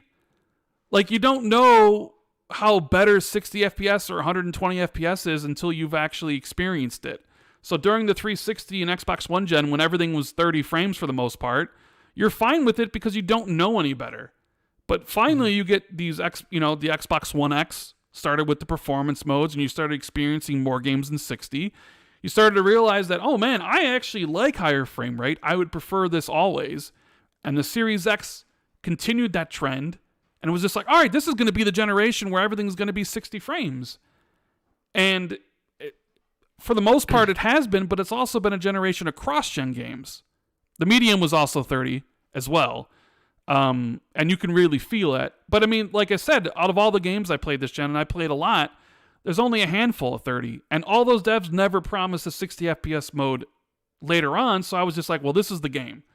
It's either I play the game or I don't, right? And with Redfall, they're like, hey, they're telling me that a better version will be available later. So it's like, why would I subject myself to an inferior version when I know a better one's coming down the road? So that's why I'm perfectly okay not playing the game at launch, because I don't want to experience Redfall at 30 frames, because I think 30 frames for a shooter feels awful, right? Yeah, that's what it's about ultimately. You know, it's combination of, it's just another thing that Xbox fans have got to accept. Combined with Microsoft's messaging that 60 frames is the thing now. And someone did notice that they've been marketing Redfall on Xbox's website and store pages as being 60 frames per second. They only removed it after a random tweet from Redfall devs saying that it wouldn't be 60 at launch, you know, which was a strange way to handle it in the first place, in my view. Why do it that way as well? Like, wouldn't it have been better to just... I mean, I often wonder, like, wouldn't it have been better for them just to say nothing? You know, pretty much like with Plague Tale and stuff.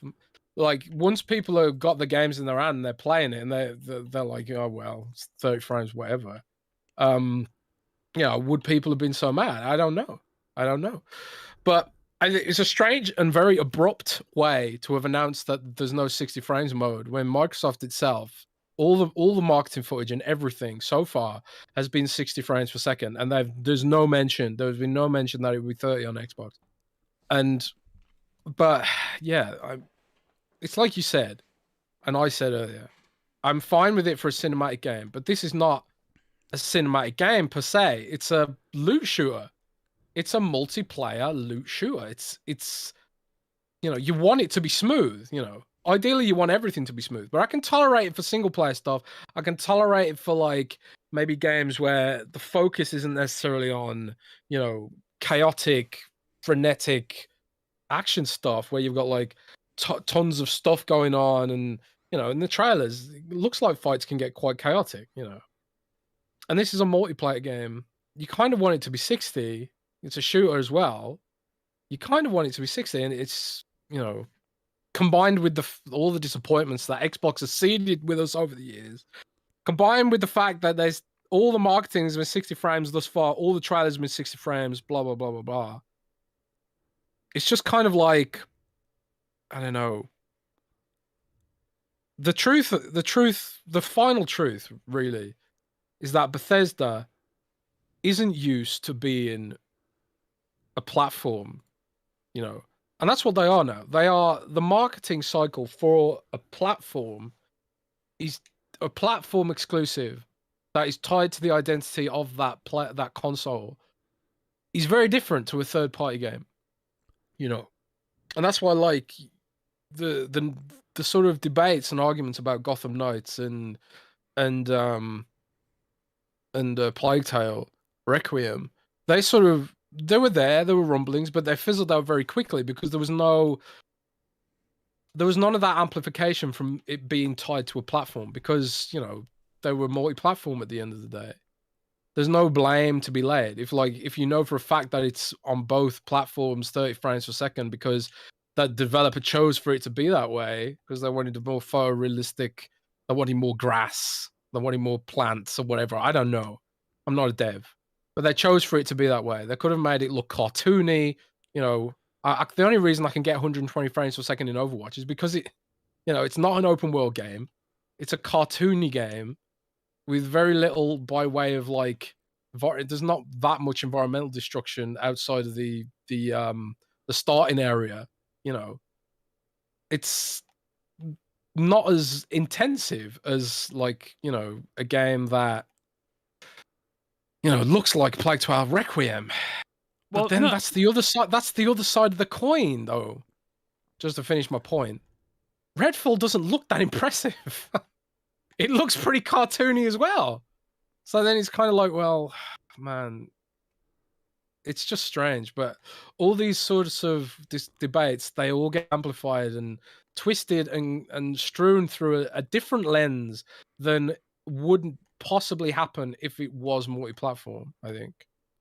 But well, the Gotham Knights thing is a very similar situation to this Redfall thing. I think people remember it was like 3 weeks before launch, and their Discord manager or their community manager posted on Discord that the game was going to be 30 FPS. And it blew up on social media, and people were immediately disappointed. I mean, the game also reviewed bad. A lot of people don't like Gotham Knights. I really enjoyed it. And I got used to the 30 frames, but it definitely, would have been a better experience at 60. So it's similar there. But I mean, because then this also brings up Starfield. Because now people are like, oh, well, I expect Starfield to be 30. But I always expected Starfield to be 30. And they've only ever showed the game at 30. Todd's talked about 30. My expectations for Starfield are that it's going to be 30 frames on console.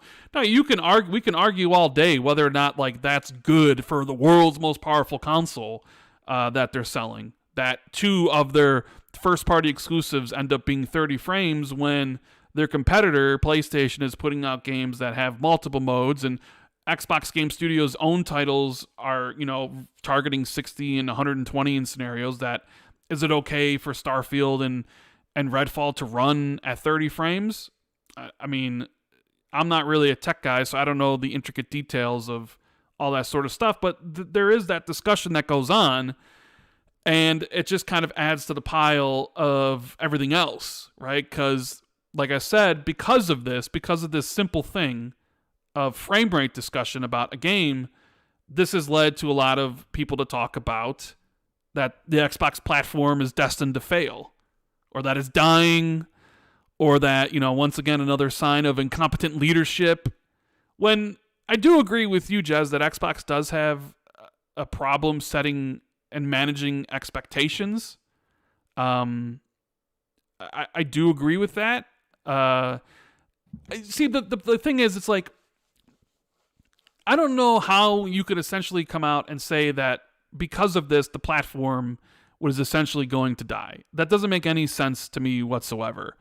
And right. I know it's a lot of people just trolling, or a lot of people are just sick and tired of waiting. It's like, oh, we're waiting for these big games, and here's the first one, Redfall, and it doesn't run at the frame rate that we want it to run at on the Xbox Series X, even though a lot of people are going to play it on PC where it's going to run at 60 FPS and maybe even more. I find that sort of talk to just be annoying, and nothing good can come of that talk, right? Personally, because it's just like, oh yeah, this one game that's not running well, guess what? Xbox platform's dead. And it's like, come on now. That let's be realistic. It says more about Redfall. Is Redfall going to be a success of it? Like Redfall needs all the help it can get. It's a brand new IP. Brand new IP sometimes struggle, right? Arcane games have never really sold well, or do well out of the gate, right? Because they're really hard to describe what you're doing in trailers. So it needs all the help. And from the bad PR with the IGN first to this whole thing, you're kind of already working on your back foot. Combine that with host progression, where only the host actually gets to keep story progression. When we live in an era where other co-op games give progression to everybody, then there's always the whole always online thing.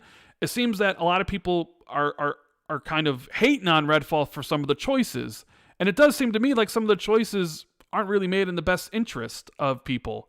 And then you look at its launch window, launching 4 days after Star Wars Jedi Survivor, launching 10 days before Zelda, which, granted, not the same genre and not on the same platform, but everyone's going to be talking about Star Wars and Zelda, and Redfall could get squeezed out. Granted, it's on Game Pass, and people will play it there, but how much will they play of it?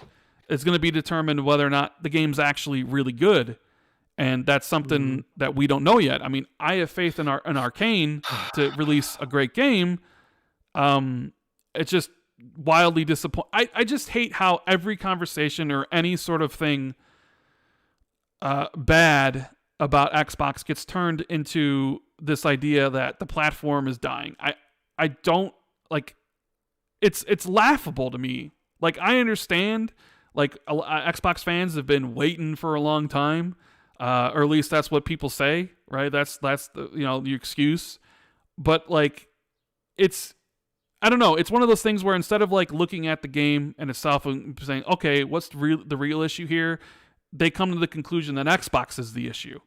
When we've talked about before, where Bethesda's really independent, right? And it's kind of like their choices are their own, and I don't think people really realize that, even though they release as, for the platform. And you're right, they probably do need to get together and work more hand in hand. It's just frustrating when I get online. I say I want the game to be delayed because I want it to be a complete game, very much like Halo Infinite. I wanted Halo to be delayed another year so it can launch complete. And people were like, "Oh, well, you're being selfish. I want to play the game now." All right, fine. Look how Halo ended up. And I don't want to see Arcane and Redfall end up in a similar spot where it gets squeezed out by 2 games, and because of the decisions they made, people skip it. And I want a better situation for it, where like, hey, maybe you delay it, launch it later outside of 2 bigger games, and maybe there's other, because that's the other thing. It's like, well, if you're delaying the game. Or excuse me. Well, if you're happy with not shipping 60 frames, are there other things you're willing to kind of look the other way on and patch later? Because that's the whole other can of worms with AAA game development. It's just this scenario like, we need the game out, and we'll just patch these things later. How many games do that? So now they determined, like, we can't get 60 frames at launch, so we'll do it later. And if that's the case, is there other things that could be wrong with the game? Other problems or other, like other things wrong that they couldn't fix, but they'll fix later? So that's kind of, I was like, well, maybe the game just needs more time, and they should give them more time. And that's what we thought. That's what we thought the acquisition would get, was more time for these games. When it seems like, when's the game launching? It's so close now, isn't it? May 2nd. It's launching May 2nd. So you got 2 weeks left to announce a delay. No, I mean, I'm not. They're not going to delay it. I don't think. I'm just. They could delay it. They could delay it, and maybe they will. I'm just saying, I want Redfall and Arcane to be a hit. I want them to get all the accolades they deserve. I think it's wrong launching in a rough spot. I think the PR lately has been devastating to the game. This doesn't help things at all. So to me, it's like, well, just delay the game a couple months until it's ready. You can fix some of the other problems. You can launch in a better spot. I know some people don't want that. They'll call me selfish for saying that. Whatever. I mean, you can say what you want. But I just want the game to succeed, right? I don't know. But that's the thing. Like, we're talking about success, and it's like, how is success measured now? We get this is the kind of microscope that Bethesda clearly did not anticipate for Redfall. The kind of microscope that you only get if you're an Xbox game, to be honest. Even PlayStation and Nintendo games do not get scrutinized with the same kind of microscope that Xbox games do, because everyone's waiting for Microsoft to deliver. We got Hi-Fi Rush, and Hi-Fi Rush was great, acclaimed, everyone loves it. Tango really showed that they're a special studio with that game. But that's one game. That's one game, right? What we need is that constantly. We need that all the time. We need that every time, to be honest. That it's not possible. It's not likely that every game that launches is going to be a banger. But that's the goal. That's what the goal should be, right? The problem is, I kind of feel like, again, we're getting into the philosophy of what determines success now. But the philosophy of success for Microsoft is clearly very different to what the core gamer expects these days. It's like you said, more and more AAA devs are releasing and patching later because they now have that capability. Back in the day, it used to cost thousands of dollars to update your game. That's why a lot of games just didn't get updated, or they had to ship perfectly. But also, game dev was easier and less complicated back then as well. You know, that's a factor too. But back in the day, it often just wasn't economical to, you know, release a game and patch it later because the companies were charging money to do patches because, you know, bandwidth costs money, servers cost money, you know, and the cost of all that stuff has come down. The cost of storage has come down.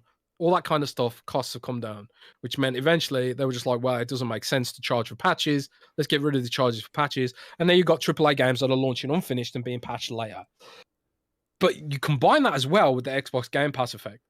So, like, increasingly, Microsoft isn't even releasing physical versions of their games, which is something else, another can of worms that's going to creep up and haunt them because more and more people are noticing that they can't complete their collections because Microsoft isn't releasing the physical versions of games anymore. Because Microsoft obviously views success in a different way now. It's not about like how many physical copies your game sells. It's about what does its engagement on Xbox Game Pass look like? Was someone playing Redfall when their subscription ticked over, which kept them subscribing? You know, the success is measured a little bit differently now. And it's harder to see that success being measured by VG charts or GameIndustry.biz's amazing British retail chart that they do.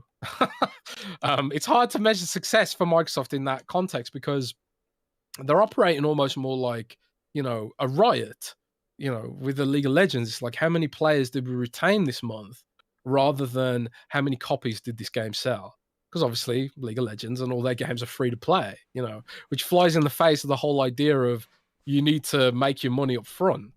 It's not like that anymore, you know. It is the Netflix model, and you know, it's no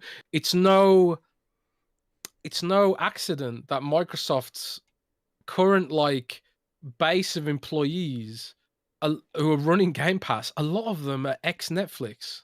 You know, Microsoft poached a lot of Netflix people to make their Game Pass subscription service, which is why it looks and operates a lot like Netflix at the end of the day. You know, and again, we're getting philosophical. Is that a good thing? You know, we can debate that till the cows come home. We're just discussing what the reality is here. So yeah, Redfall might not launch in the best state. You know, I mean, I'm sure it will be polished and all that stuff, but it might not have things like, you know, it might not have 60 frames per second. It's going to have always online. I think they did they say they're going to patch that in later too, the always online stuff? They're going to patch that out at a future date potentially. Yeah, so there's that aspect of it as well. It's like the always online stuff, they're going to patch that out later as well. And you know, Rand, I heard, and I don't know if this is already out there or if this was part of Jason's reporting, Jason Schreier, who reported. I think I tweeted that I'd heard Suicide Squad was going to be delayed, and I tweeted it because it was the middle of the night and I wasn't going to get up and write an article about it, if I remember right. But I thought, like, yeah, if I'm hearing this, it's going to be out there really soon, so I'm just going to tweet it, you know, get out there first and be a dick. So I did, and lo and behold, it was out there because Jason was pretty quick to it right afterwards. But like, I'd heard that the reason Suicide Squad was delayed was because they want to patch out the always online requirement. That's part of it, you know. So like, then you're kind of wondering like, well, how long is it going to take to patch out? How long is a Suicide Squad delay? It's like hardcore, right? It's like, yeah, it's like May to February, so it's more than 6 months. Like 9 months. If my math's correct. I'm not very good at math. I failed it. But yeah, so how long are we looking for Redfall to get, you know, their stuff patched out? You know, you don't know. It's all, every game's developed differently, but I imagine it's not an insignificant amount of work to patch out something like that, you know. But that's the times we live in. It's that things get patched out and fixed up later and all that kind of stuff. And I think a lot of it is Microsoft and Bethesda really just need to sit down and work out what their flow is going to be. What is their flow going to be at the end of the day? As a unified development team, what is their flow? You know, who's gonna do this? How are we gonna position this in the context of this is a platform exclusive? Like, how separate do they want to be? Because Minecraft is Mojang is separate. You know, we know this. Mojang is completely separate, and I think that's why we've had miscommunication. Like Super Duper Graphics Pack, for example, Microsoft paid and I'm going to use an F-bomb here for our F-bomb quota. Microsoft paid for a fucking musical to market Super Duper Graphics Pack. They paid for a goddamn musical to market that game. That is the most overblown, ridiculous trailer I've ever seen in my life. And it never came out. It never came out. You're telling me you got to pay for a goddamn musical? And it was a damn good musical too. You're paying for a goddamn musical, right? And you're not going to release the game you marketed it for? What? What kind of psychotic, deranged plan is this? You know, and I have no idea how they got away with this without being criticized more for it. But this is exactly what I'm talking about. Mojang is separate. So clearly Microsoft was like, oh yeah, we're full steam ahead. Full steam ahead marketing this game. Marketing department, yeah, we'll make a musical. We'll make a musical for the Super Duper Graphics Pack. It's gonna be lit, fam. We're gonna have a goddamn musical to market this game. It's gonna be amazing. It's gonna be amazing. Wait, what do you mean? What do you mean it doesn't work? What do you mean it's cancelled? No one told us it was cancelled. We just made a goddamn musical about it, you know? And that's because Mojang operates separately, you know? This can't continue. It doesn't work. It just does not work, you know? And the only reason I think Mojang got away with it is because Minecraft's multi-platform and most of the players probably aren't on Xbox. Most of them are on PC, whatever. They don't really care about Super Duper Graphics Pack because guess what? PC Master Race, they already have a Super Duper Graphics Pack. It's called the Java Edition, and it's called like all the bloody shaders they get and all that kind of stuff, you know, because as we know, Xbox are second-class citizens with all this shit, right?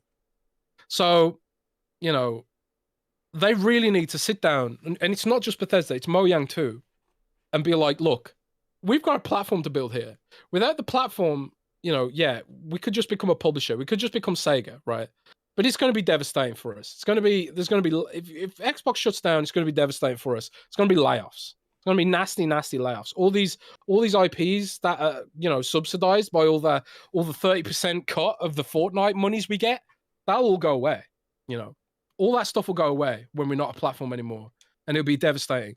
So really, guys, Mojang, Bethesda, and, you know, ABK down the line too. We really need to just really put a stamp on this and be like, yeah, we said we let you guys be separate, and that's great, and we will let you guys have a lot of autonomy. But please, can you just give a shit about Xbox, please?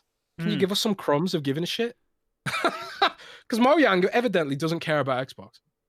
You know, they don't. You know, and that's fine. That's their prerogative. And as a business, it probably makes a lot of sense because most of their players probably aren't on Xbox, you know. But Microsoft has this platform to run, and they've got all these assets that they can't use because of this, the lack of interconnectedness between the Microsoft marketing efforts and all the other teams that they've got at that studio. And that whole music, the Super Duper Graphics Pack, I'll never get over that. Because that is like the ultimate prime example of absolutely just completely disparate teams not communicating. How are you going to make a goddamn musical for a DLC and then not release it? I'm incredulous about this. It's just insane to me. But anyway, whatever. Yeah, we talked to death about this whole Redfall situation, you know, and I sort of fear like the same thing will prop up with Starfield, although it'd be completely separate. And maybe, this is what they should do about Starfield. I'm going to tell you. I've been thinking about this while we're talking about this. This is what they should do. They should do what Blizzard does. You know, they should do what Blizzard does and explain why it's 30 FPS with complete and utter transparency. Go full-blown high-tech with it. You know, give us the full technical breakdown of why it's 30 frames per second. Because the people who don't really care, they just want to use it for troll bait or whatever, they won't bother reading all that technical stuff. They won't bother. The people who do understand it, they'll appreciate it. And then Xbox fans who don't understand it but care, they'll at least be able to point to an explanation. This is why it's 30 frames per second. Because, like, there's a million space cheese wheels in the game, and you can interact with all the space cheese wheels. And all the space cheese wheels are 4K resolution, high-res textures. And that takes a lot of CPU overhead to track all those space cheese wheels. You know, every object in Bethesda's engine is interactive. Like, the whole game, it's like super high-definition Lego. That's what the Fallout engine is, you know, creation engine. You can do anything with it. That's the whole point of it. It's a big modding platform that they made full games on, and it's always been that way. It's not new. You know, Skyrim being 30 frames per second, you know, that's a thing that happened, you know, and people got over it, you know. And the subsequent versions, yeah, they got up to 30 frames per second once the technology improved. But the fact of the matter is, the consoles we have right now, they're just not that powerful, you know. And we're learning that perhaps more rapidly than we otherwise would have done because of the pandemic. You know, we haven't seen these consoles shine yet. You think because there's you think that the response would have been less explosive if instead of just a simple tweet, they had some sort of like link to a blog post where they explained why it wouldn't be 60 FPS at launch? Like, hey, we're doing this, and this, and this, and we couldn't do it, so it's coming later. Instead of just being like, hey, it's just this, you know. Yeah, if they went in with an exhaustive explanation, full blown. Don't even use layman's terms. Give me a full blown technical rundown of why it's 30 frames per second. And there's someone at Bethesda who can do that. You know, that's all they need to do. Give me the full blown transparency. Explain to people why things are the way they are. Hell, get Jason Ronald involved and explain why the CPU can't handle all these extra space cheese wheels. You know, interesting. Do that. You know, I think increasingly Blizzard is increasingly great at this. They just had a Diablo blog post, right, where they went into detail on some of the ways they're reacting to the beta feedback, and it's hundreds of words long. And they do it for World of Warcraft. They have like these exhaustive blog posts, which probably not very many people read, but at least when people start arguing about things, they can point to the developer's comment. And they even have all Blizzard games do this now, all of them. They have this little box where it says developer's comment. You know, where they explain the philosophy of the changes they're making. And that immediately shuts down a lot of the negativity and the conversation. They're just done it for, you know, Diablo, where they're explaining why they're changing, you know, some of the Necromancer stuff. They nerfed the Necromancer skeletons, right? And if they had a blog post where they were just like, yeah, we're nerfing Necromancer skeletons, that's just purely negative, right? And all the people reading that would be like, oh God, that's really bad. And oh God, I'm sad my skellies are going to die really quickly. But then they had a developer's comment where they explained why they're doing this, why they're nerfing the Necromancer skeletons. And it's because, you know, if you just summon the skeletons and just leave them there to do their thing and they never die, that's not very interactive, right?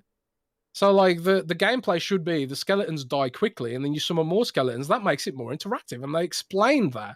So it takes the negative and turns it into a positive, because that's what happens when you're transparent, you know? Now, a lot of developers are sort of nervous about being transparent, I guess, but I think Blizzard really is showing the way forward here.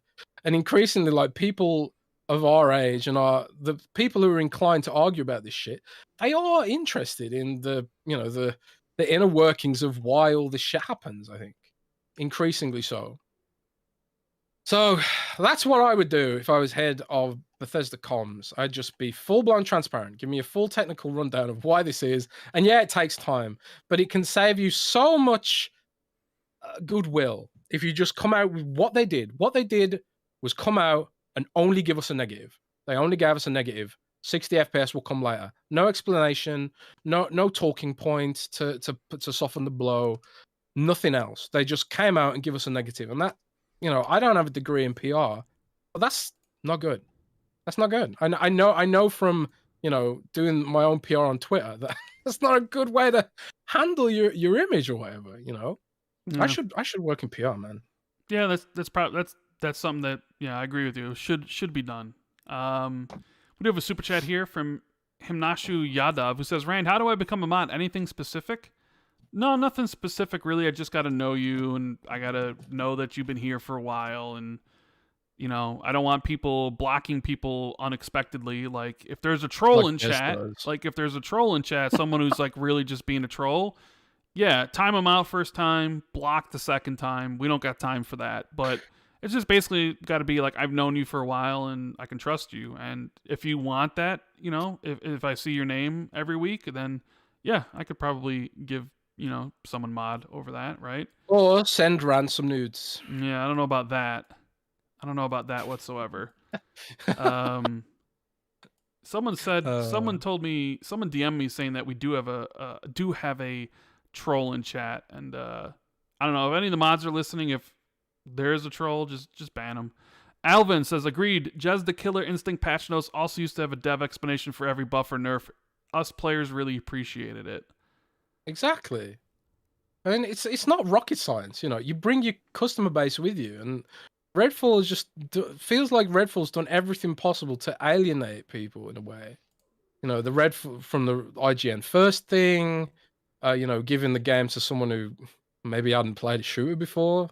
You know, there's nothing exactly wrong with being bad at the game the first time you play it, but I kind of feel like in previews you should at least make an effort to showcase a game as it might handle. I don't know, but and then you add like the whole you know, the interview with the IGN France, where the Arcane guy was saying Microsoft created loads of upheaval at the studio or something along those lines, and it's kind of like, yeah, well, that just makes me worried again, because it's like, oh well, if Microsoft's interfering with things, then that's not good. And now you've got the whole 60 FPS thing. It's just like, you know, you want to build a service game.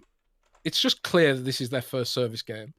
You know, that you want to bring your community along for the ride, and even Exoprimal's doing a better job of it. Like, Exoprimal released a blog post the other day detailing how they're changing things from the beta. Why hasn't there been an open beta for Redfall as either by the way? Wasn't There there supposed to be an open beta for that? I have no idea. Wasn't it in the documents that you had? Or no? Wasn't it in the documents you had that there was supposed to be a beta and like early access too, if time or something? Yeah, there was. There was supposed to be a beta for Redfall. You're right. But they probably just didn't have time. Yeah. And it did say if time. But it's like, yeah, it's pretty important to get feedback on your service game. You know, it's just clear that this is like, you know, it's an ambitious game, and they're making a service game is hard. Making a popular, successful service game is even harder. And it's kind of like, you know, they're doing a lot of it wrong, to be honest. But, you know, like, they can probably pull it back. I kind of feel like Sea of Thieves pulled it back, you know, because Sea of Thieves launched pretty. I mean, I think Sea of Thieves did a good job on community side out of the gate, but I think you know, they basically launched hard into gathering fan feedback, you know, with Sea of Thieves, and now look at it. Now look at Sea of Thieves. It's one of Xbox's. It's like a positive talking point in a negative Xbox world, you know, because they've done such a good job with it.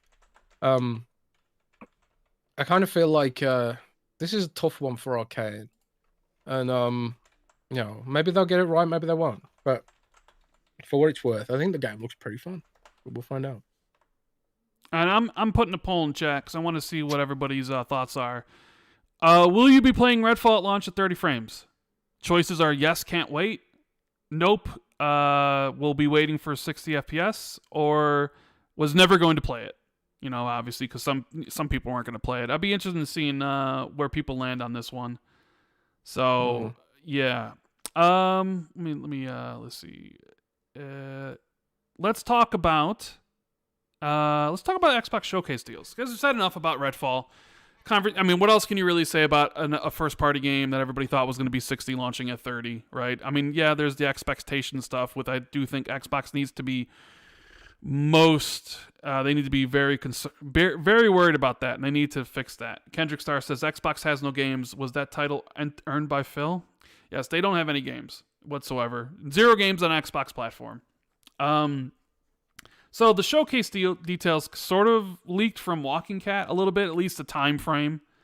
It's going to be Walking Cat. Yeah, Walking Cat is awesome. Walking Cat, right? It's going to be between 10 a.m. Pacific to 12 p.m. Pacific, so 2-hour block of just Xbox Game Showcase and Starfield Direct, which is exactly what I thought it would be, and that's just a big meaty 2-hour block. More than likely, you're going to look at an hour and a half of Xbox Game Showcase with 30 minutes of Starfield. And since Starfield is after, that means Starfield's not going to be in the show. So we can definitely have a new game open the show and close the show, because Redfall's not going to be there either. Redfall will be out. So you're gonna have a new, because last 2 years it's either been Redfall opening or closing, or Starfield opening and closing. So now you're gonna have something completely different, right? And I don't think they're gonna stick to the 12-month format. I think that didn't do as well as they thought. So I think it'll be something different. Shout out to the Darge Knight in the chat. I'll be playing on PC Rand at 144 FPS. You do you, Darge. If you want to play it on PC, all power to you. Everybody's got choice. The Xbox platform is pretty good with that. You don't have to play in the console. You can play on PC. I'm not a PC guy, and I'm not going to go to PC. I'm not someone who's going to be like, well, I'm all about the Xbox console until something goes wrong, and now I'm going to go play it on PC because whatever. It's the console or nothing for me. And maybe that's a little bit hard-headed of me, just to be like, it's console or nothing, but I've never enjoyed ever playing on a PC. PC to me is to create content and watch videos on YouTube. I don't really want to play anything on there, right? So you Darge, you go play on PC. I know Colt, if it's 30 at launch, Colt will probably play it on PC or whatever. Same thing with Starfield. It's console or nothing for me. I don't like the PC platform. And then, it's funny because I do see a lot of people say that Xbox is trying to push people to PC, and I don't understand that line of thought. In fact, it doesn't make any sense to me whatsoever. Xbox is not trying to push people to PC, because you think about it like this. If Xbox turns a console gamer, someone who shops on their store, spends their money, buys games, subscribes to Gold and Ultimate and all that stuff, you move to PC, more than likely you're going to start buying your third-party games on Steam. Because that's just where everybody buys their games on PC. So Xbox is losing their 30% cut of the games you would have bought on the Xbox store. Because there's still a lot of games that don't come to the Windows store, right, Jez? Yes. Like is Hogwarts Legacy on the Windows store on PC? I don't think it is, right? No. I mean, I don't think it is, right? Let me just check. I actually think that one might be. And I don't know. Because in my head I was thinking, oh wow, that's surprising. Let me just check. Okay, you just check. Either way, most people would just start buying stuff on Steam, right? And if it isn't. Because most games don't come to the Windows store, right? No, they don't. So they go to Steam. So you're going to be so games that you would have bought third party on the console, where Microsoft takes 30%, you're now going to be buying those games on Steam, where Microsoft doesn't get a cut. And even if you're, buying, maybe even start buying the Xbox games on Steam, which Xbox gets even a lesser cut if you bought it on their own store. So there's that. There's also PC players are the ones more likely to just subscribe to the lowest tier of Game Pass, $10 instead of Ultimate, because what does a PC player need Ultimate for? They don't need nothing. Ultimate because they're not going to play on console, and they don't need it for Gold. So they're going to be subscribed to the lowest tier. They're going to buy games outside of the ecosystem, so Xbox gets less money. So I don't agree with this narrative that they want everybody to move to PC. I think what they're trying to do with PC exclusives like Our History Untold or Age of Empires 4 and some of those things is they're trying to draw PC gamers into the ecosystem. They're not trying to turn Xbox gamers into PC players because they would lose money in that scenario. Right? It doesn't really make a lot of sense to me when I hear people say that. I don't know. Yeah. I actually got an email from a chap recently who asked me if I would be willing to write a guide for people who are moving from PC to Xbox because they couldn't afford to upgrade their PC anymore. I just saw Nvidia just released their so-called affordable mid-range 4070 or whatever, and it's like $600. It's just for the graphics card. So it's kind of like, ooh, man. Sometimes PC gaming is just a little bit of reach. Like my 2070 laptop, it's getting a bit long in the tooth now, and I was actually thinking, this year, shall I upgrade it? And attach it to my tax write-offs because I need it for work or whatever. So I can just write it off for tax reasons or whatever. But even doing that, it's like, bro, these 4080 laptops, they start at $3,500 or more, $4,000, and go up to $5,000 for a 4090 Razer Blade. It's just man, yeah, I could build the desktop, but I don't have anywhere to live. Yeah, Rambling Gamer Guy says, I do think they're subtly prioritizing the PC platform. Even PC Game Pass is a better deal than just console Game Pass. EA Play is included for the PC version and not included on Xbox. I will say I sort of agree with that. I do think PC is more priority because there's more growth to be had on PC than there is on console. Just like there's more growth to be had on mobile than there is on console. So that's why they're trying to do things to make their PC offerings more enticing to get more PC players to check out everything that they're doing. And yeah, I know you need Ultimate to play on xCloud. Although when you talk to most PC players, they don't want to play streaming, but there is that. I'm just saying that it doesn't make sense for Microsoft to push a console gamer into a PC gamer because they're going to be spending money in different spaces. Like if you're someone who's like, I bought Hogwarts Legacy, I bought Dead Island, I bought all these third-party games, I'm playing these things like Call of Duty on my Xbox, and like you get all this money. Microsoft's getting all this money for microtransactions and all that sort of stuff. But then you push that person to PC. Well, they're just going to be spending all that money elsewhere now. So it doesn't really make sense to me. I understand and I agree that they're prioritizing PC because it's a huge growth opportunity. I mean, it's why Blizzard and Activision, it was such a big purchase for them because it, mobile and Blizzard for the PC stuff, like it totally makes 100% sense. But you have to remember with Blizzard as well, they operate on their own closed platform. All Blizzard games are on Battle.net, which means they don't have to give a cut to Steam. It's one of the few closed stores that is like a viable place to play other than Steam, So like I open Battle.net more than I open Steam, and probably spend more money on than I do on Steam as well, because of all the extra stuff that you get for Blizzard games through Battle.net, Yeah. So JD Gamer says, Redfall, I simply want a great game, and I want everyone talking about 60 FPS to keep that same energy the next time a 30 FPS or Nintendo banger comes out. If they can't, then they're just fanboying with fake outrage. Well, I mean, you already know the new Zelda game's going to barely run a 30, and everybody expects that. It'll still get a 96 on Metacritic, even though people will lambaste the performance of it. I do wonder what would the reaction be to, say, Spider-Man 2 coming out being PS5 exclusive if that only launched at 30. Would it have been as bad and as big as the Redfall thing? I mean, that's to be determined. We'll have to wait and see. But I mean, I often when these discussions about frame rate comes up, I often think about, was it John Linneman who wrote it? Someone at Digital Richard Foundry Ledbetter. wrote. Oh, was it Ledbetter? Yeah. He wrote a great article about why we're not moving away from 60 frames just yet. We're probably still going to get 30 frame rate games, and he went into some technical reasons as to why that could be the case for a lot of games, and it's not surprising really. I mean, the thing is, like, there's always options that come down the pipeline that become more CPU intensive. Like Cyberpunk just released their path tracing update, which on a RTX 4090, which is the world's most powerful graphics card, you'd be lucky to get 30 frames if you're running it on, I don't know, what do they call it? Ridiculous mode or something like that.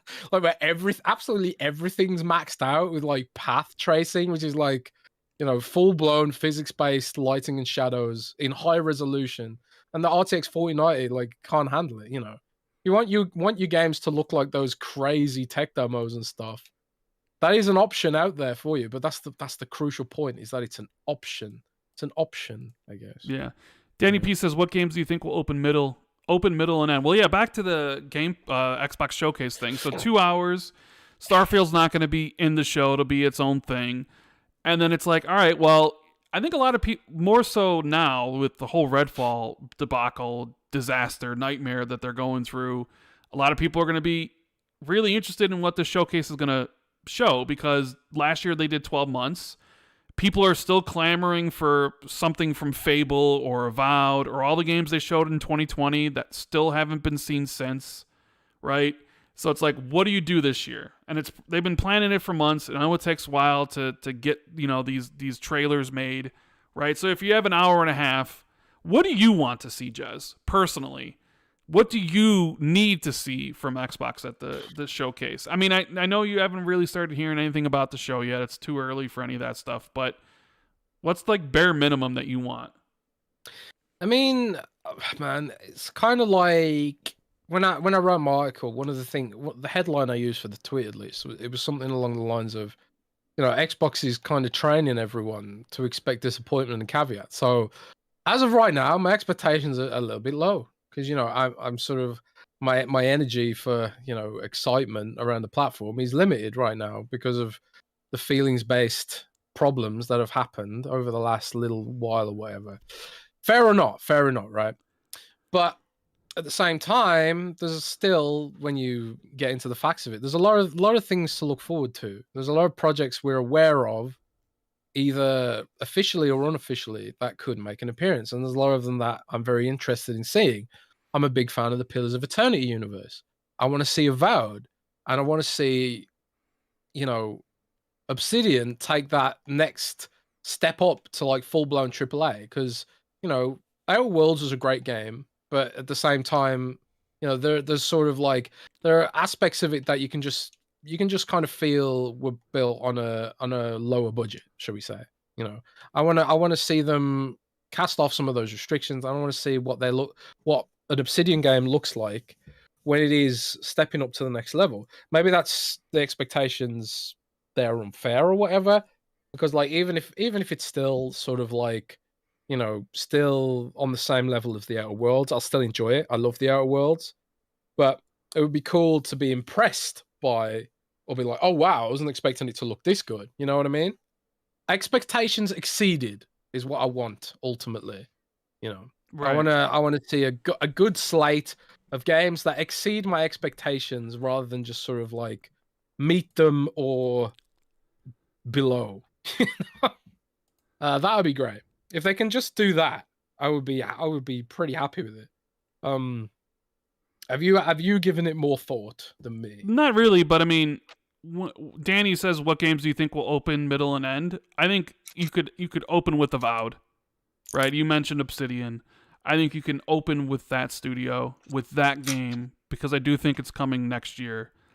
Is this a super chat or a Patreon? It was just a super chat. We're not at Patreon questions yet. It was just a simple question. Ending, I know you usually end with something new, but honestly, I think you end with Hellblade. Especially if Hellblade is coming out this year, I think you end with an incredible trailer, and then you surprise people with a release date in November. Yeah, and that could, you send the people home happy, because then you can go right into Starfield, and people can be like, oh, this is what Starfield's about. 30 minutes of God Howard talking about the game. Hey, it's coming out in September, right? But I mean, yeah, there is a lot, because it's like, okay, we know Forza is going to be there because they got to give a release date. Even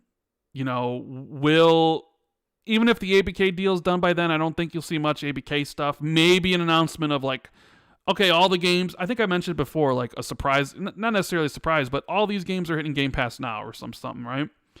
I don't really think we'll see anything from Bethesda, but I mean, they do need to kind of, all right, what's 2024's lineup? What games are coming then? And even some of the stuff, I do think I'll push for it, even though I don't think it's coming until 2025. Maybe you need to show Fable.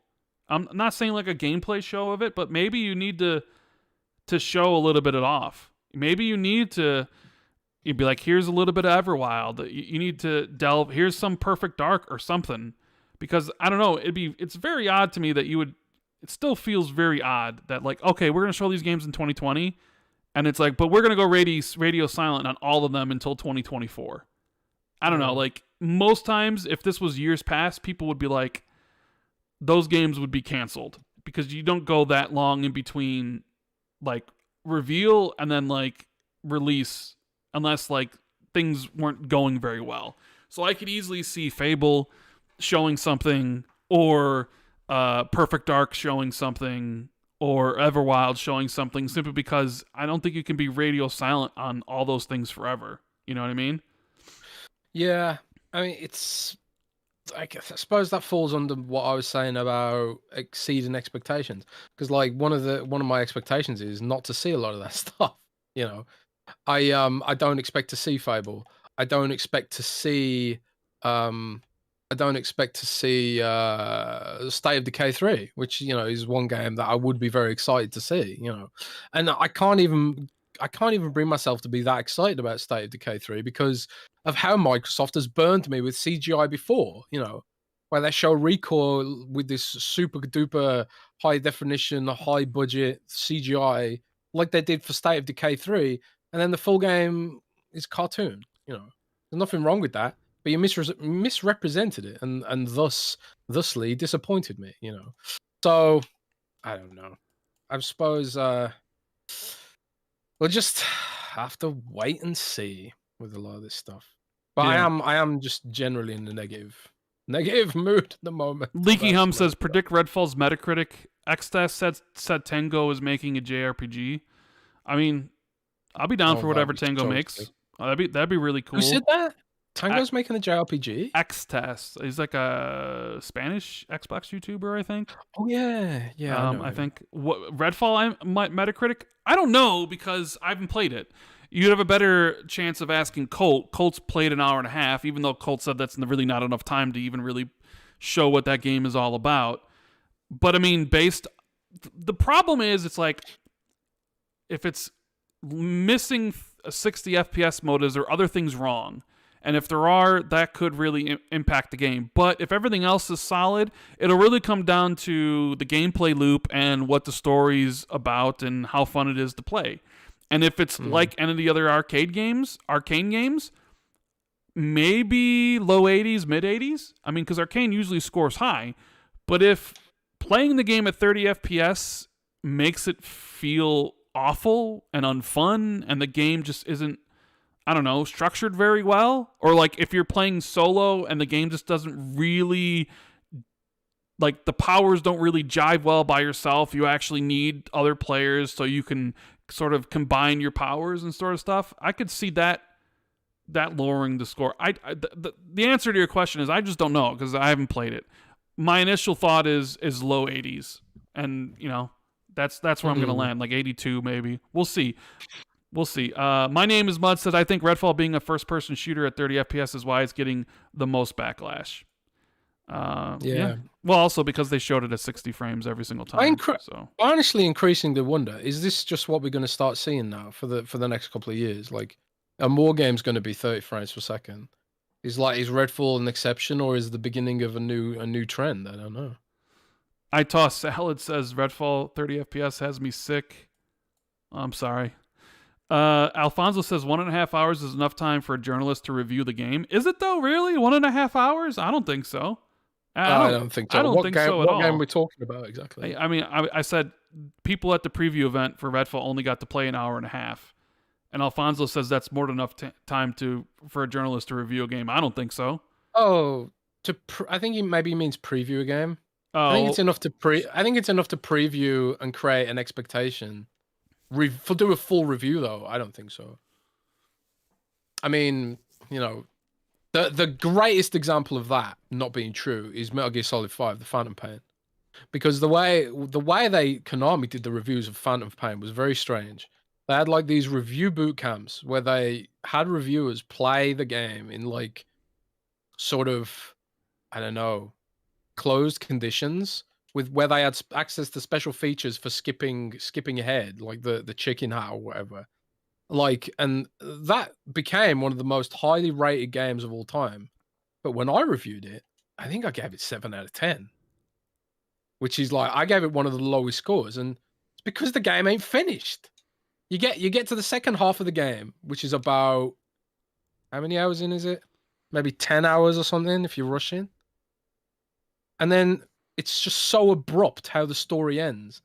And that's what I kind of feel like a lot of the reviewers who gave it 10 out of 10, they didn't experience the second half of Phantom Pain because that game was unfinished. I don't care what anyone says.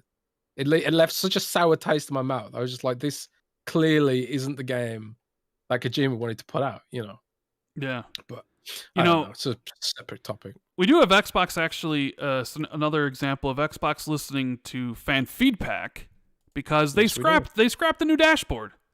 I've been testing this new dashboard. No, we didn't. We didn't go into it. We mentioned it, but I've been testing this new dashboard since September. And people have been making mock-ups of what they want the dashboard to look like. And I said this dashboard, it was like, Maybe it's okay for new, but it's just a bombardment of ads. It's all the stuff thrown in your face, right? And well, they're scrapping it. And they said, we heard from you that the changes to the top of home did not leave enough space for you to enjoy your backgrounds and that it felt crowded. We're working to balance the experience, accessibility, function, and the needs of our community and bring you a great and refreshed home experience, right? Because like the new dashboard was basically just a refinement of the old ones, which it's a lot more stuff in your face. And it's kind of just like for a company built around play games how you want, and they want you to customize everything. Look at all these new colors we have now for the Elite Core 2, Elite Series 2 Core. Look at all these different controllers with different colors and all these sort of things they want you to be able to customize. Like the dashboard being the way it was just felt like hey, we need Game Pass in more people's faces. We need people to see that. And it's just so cluttered. And then you compare it to other dashboards like PlayStation 5's thing, and it's nice and sleek. And it's just like, why? They try to get feedback from people, and all the feedback is like, it's too cluttered. Like, make it smaller, make it so it looks prettier and all that stuff. And they kept on pushing against it, and then finally they're like, all right, we scrapped it. I turned on my Xbox last night, and I have the older dashboard, and I'm like, oh my god, they actually really. So I'm be very interested in seeing how it comes back. If they actually like redesign it and make it look different than what they're currently doing. But I mean, that's just an example of them taking the feedback and finally deciding that this is what fans want. I mean, this is another example of them actually doing that. So it'll be interesting to see, dude, what happens with it, right? Because you can't. I'm gonna be negative now. Oh God, okay. Because you just wanted to give Xbox a win, but I'm going to take it away, bro. A win? I didn't want to give Xbox a win. I'm just saying it's an example of them listening. Well, you wanted to give them a positive. You wanted to say something positive. But okay. I'm going to take it away. I'm going to take it away. All right. Took too long, man. Sure. It did take a long time. It did take from September to April. That is a long time. Yeah. Sure did. I wrote an article. We did a survey on Windows Central over a year ago telling Xbox what Xbox fans wanted to see from the dashboard, and they all said we want to see more of our backgrounds, and they ignored it. And in fact, not only did they ignore it, they went in the complete opposite direction, which they're now having to backtrack on. And I can't help but wonder, is this part of a wider conflict of interest between the team that wants to push Game Pass and the team that wants to offer a good console experience? And I suppose I need to bring attention to this and kind of be like, well, what do you want to be, Xbox? Do you want to be the Game Pass company? Or do you want to be... Because they always say in every single interview, they want Game Pass to be an option. They want it to be supplementary. They want it to be an option. They want it to be an option. That's not what I'm seeing. I'm not seeing that they want Game Pass to be an option. I'm seeing that Game Pass is the be-all and end-all. That's what I'm seeing. Well, that's the perception I'm starting to get. Fair or not? I don't know if it's fair. You can let me know in the chat. But... yeah, I don't know. We also Ubisoft Plus also launched on Xbox this week. You said it was imminent, and it was imminent. It's launched, but you have to sign up at the highest tier. You have to sign up at $18 a month. It also gives you, I think, Ubisoft Plus for PC. It does give you actually day one games on the service, even though Ubisoft's not releasing a lot, and some of their upcoming games like X Defiant, which is in closed beta, is free to play. It does offer good things about that, by the way. It does offer 60 games on Xbox and I think 100 on PC. Personally, I think it's a little bit too expensive, considering you can get Xbox Game Pass console for $10 and have like 300 games. It does offer like the gold edition of Ubisoft games. So I'm curious, is anybody here going to sign up for Ubisoft Plus? I mean, a lot of the games are Assassin's Creed. I own most of them, so it doesn't really make sense for me. I would like to see this actually move into Game Pass, maybe in a year or two. I do think it's a little bit... I think it's weird they make you basically sign up for the highest tiers, so you get both. But is anybody interested in Ubisoft Plus? Are you interested in Ubisoft Plus? Nope. I mean, I guess... And I think you know why. Yeah, I know. I just kind of one of those things where maybe I would use it when Assassin's Creed Mirage comes out and it's like $70. And instead of paying for $70, I just pay for a month of Ubisoft Plus for 18 and then play it and then unsubscribe or something? Because it doesn't really, I don't know. It does, to me, because I've played most of their games, it doesn't make sense for me to subscribe. I remember when EA Play came out, it was $5. There's a big, vast difference between 5 and 18. But then EA Play doesn't offer, day one games. This does. It's just kind of weird now with the situation Ubisoft's in, where a lot of their stuff is going to be free to play. So that is something that happened. PC Game Pass is also expanding to 40 more countries. We talked a little bit about the focus that Xbox has been on. So they're expanding that to more countries. We do have an Xbox ABK update. Phil announced this a few days ago, but I think it was Xbox signed a deal with EE. Do you know what EE is, Jez? Another cloud deal with EE. It's my operator. Oh, really? My mobile phone operator. So this was weird because I was like, hang on a sec, this is nothing. Because the way EE the offer is with EE, right? You pay, EE is a carrier in the UK, the biggest carrier. And they offer these plans where it's like, if you can get like they call them smart bonuses or something. So it might be an add-on, like you get EU roaming as an add-on, or you get I think YouTube Premium as an add-on. And one of the add-ons is Xbox Game Pass, right? I pay quite a lot for my contract, but I don't get smart add-ons for free. So like I have to like add them on as an extra add-on. And if I do that with Xbox Game Pass Ultimate, it's like I save like $12 a year or something. So I was kind of like, well, this isn't really a big deal. You're giving me Xbox Game Pass for like $1 off a month or something. Like, why are they bothering announcing this? One of the other aspects to it though is that if you are on this smart thing, it doesn't use any of your data allowance. So it's like you get unlimited streaming with Xbox Game Pass as well, which I think is pretty cool. But apparently, down the line, from what I'm hearing, there might be something else to it. But they weren't ready to announce it just yet. So, if you are an EE customer and you do have that stuff, there might be some more cool extra stuff to it later on. I don't know. Yeah. But yeah, they're basically, it's more regulatory appeasement at this point, I think. Because obviously the CMA will look at that and be like, oh, they're supporting UK businesses. Well, yeah, they're investing in UK businesses. The decision, I believe, that CMA has to make is by April 26th, and then European Commission's on May 22nd. The gamer lawsuit thing is kind of flaring up. I see Foss Patents tweeting about it all the time. Microsoft was surprised that Sony was supplying some of the patents in that case with documents or whatever. Yeah. There's been suggestions that Sony might have instigated the whole damn thing. Oh. From some conspiratorial ends of the web. If you believe that. But there's also a U.S. senator basically wrote an open letter to the Sony CEO to ask them to reveal PlayStation's exclusivity deals. This is getting a little spicy. In a letter, Senator of North Dakota, Kevin Kramer, he sent a letter to Sony CEO regarding its anti-competitive behavior and to request information on the company's acquisition agreements. He's writing a letter to express concern about Sony's efforts to protect its gaming console business from the competition. He says, I am concerned Sony's dominance of that market and its efforts to perpetuate its current position imperils on an important economic development opportunity for North Dakota.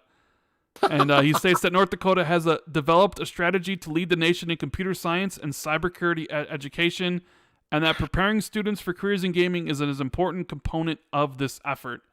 Given the growing significance of the gaming industry to North Dakota, I am troubled by reports Sony appears to leverage its dominance to exclude competition rather than enabling choice for players and developers. Increasingly, it appears Sony's dominance is attributable to exclusionary practices, including paying game publishers not to distribute their games on rival platforms.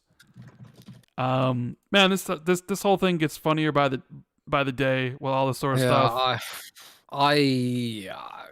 man, even though like it sounds on paper like it should benefit Xbox, right? Uh-huh. This is the kind of like you don't want the government involved. They don't understand gaming. They don't understand tech. They don't understand shit, you know. And I feel like I just don't trust politicians in general. And this is less about, you know, wanting to be the good guy and more about like what can we get out of Sony, you know, for this. Because I know how it works in America with your lobbying and all that kind of stuff. So I don't know. I just when politicians speak, especially American ones, well, British ones pretty much just as much. It's just air. It's just air. It doesn't mean anything. Yeah. It just doesn't matter. I think it's funny. I don't know what's going to But come of it. I know but yeah, I mean, just to elaborate on what you're saying, I know it's all because Sony got too involved. Too If involved, Sony, yeah. if yeah, too involved. If Sony didn't get involved with the FTC, if Sony didn't start ruffling feathers, Microsoft wouldn't have spoken to its friends in Washington, and some of that stuff is filtering down now to this dude, whoever he is, and you know, and with the Japanese trade deal they're trying to do, where they have a level playing field for digital markets and the rights of American corporations in Japan, it's created a can of worms. You know, if Sony had just stayed out of it, you know, yeah, I mean, it would, you know, if they, I don't know, they couldn't stay out of it completely, obviously, but they should have pulled out while they were ahead. They should have been like, okay, Microsoft's given us 10 years. Let's get out of this situation before the government gets involved. But no, they've been a little bit greedy. 10 years wasn't enough. They want the deal completely killed, and now look's going on.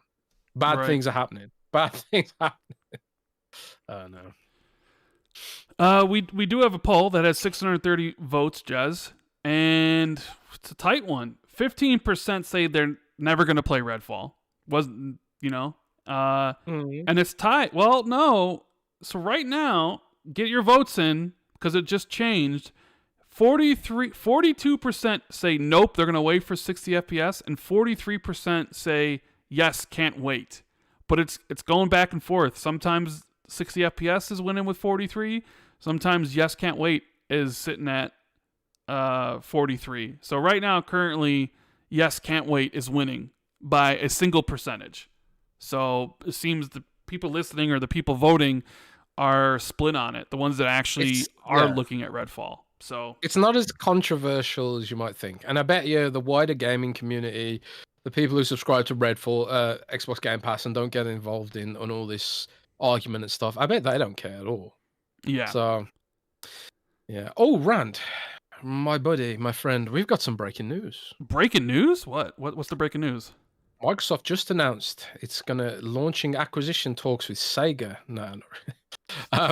Cliffy B, our old pal Cliffy B. He's been teasing that LawBreakers might be coming back. And the LawBreakers ain't coming back. Bro, yeah, Cliffy B said that he got a call from his lawyer about LawBreakers, or hinted that it was about LawBreakers, I think. And Cliff just tweeted, big news next week, stay tuned. So that's after he's spoken to his lawyer about something to do with LawBreakers. What could this mean? I don't know. I mean, the studio's been disbanded, right? So what could it... I don't know. What could it be? Do you guys want to see LawBreakers come back? Oh, look, the votes got 666 votes, and it's tied. Oh, now waiting for 60 FPS is winning 43 to 42. Oh, it's a very tight one. I have no idea what's happening with the LawBreakers thing. I enjoyed what I play of LawBreakers. I thought it was disappointing it didn't launch on Xbox, and I thought that maybe hurt the game. But that had really bad frame rate problems or frame pacing problems on PlayStation when it came out, which killed it. Plus Overwatch and all that sort of stuff. So I'm gonna keep this poll up because it's more people are voting. It's changing. Kendrick Starr says, "You didn't answer my question before. Has Xbox had a problem with releasing games on anyone else but Phil? Phil has a management problem, or is Phil the problem?" I mean, Xbox really didn't release a lot of games during the 360 gen. They didn't really have a lot of studios at all. And they had some delays during the Xbox One gen. I mean, Ori was delayed a whole bunch. Quantum Break was delayed quite a bit. They didn't release a lot of games from first party because they didn't really have a first party. They had like 5 studios. It wasn't until Phil later on in the gen was able to convince Satya to invest after the debacle of the Xbox One gen, where it's like now you actually have a first party stable, and all that sort of stuff takes time to implement and get everybody on the right track. Everyone flaming Phil, right? They think Phil like literally controls everything like a puppet master. That's not how this works. When you're making a business on this kind of scale, yeah, some of it stops at Phil, and maybe that's like, you know, not maybe trusting too much in people like Bonnie Ross, maybe. But at the end of the day, the only reason Xbox still exists is because of Phil. The only reason that Xbox is growing is because of Phil. The only reason that Xbox even has a chance is because of Phil and because of what he did to convince Satya Nadella there's a business opportunity here that extends beyond competing with Sony and compete with Nintendo. Because if they were still gunning for competition between, if they were still trying to compete on Sony and Nintendo's terms, they'd be dead. They'd be dead. And as we've seen from Windows Phone, there cannot be a third. There cannot be a third competitor. There just can't be, you know. So Microsoft has reshaped what Xbox means, you know, and yeah, the console experience has suffered for that, and I think like there is some criticism to be made there, and I will be writing about that soon, I think. But at the same time, they've ensured Xbox's future by tying it to the cloud, because the only language that Microsoft speaks in now is cloud, and if it ain't cloud, Microsoft don't care.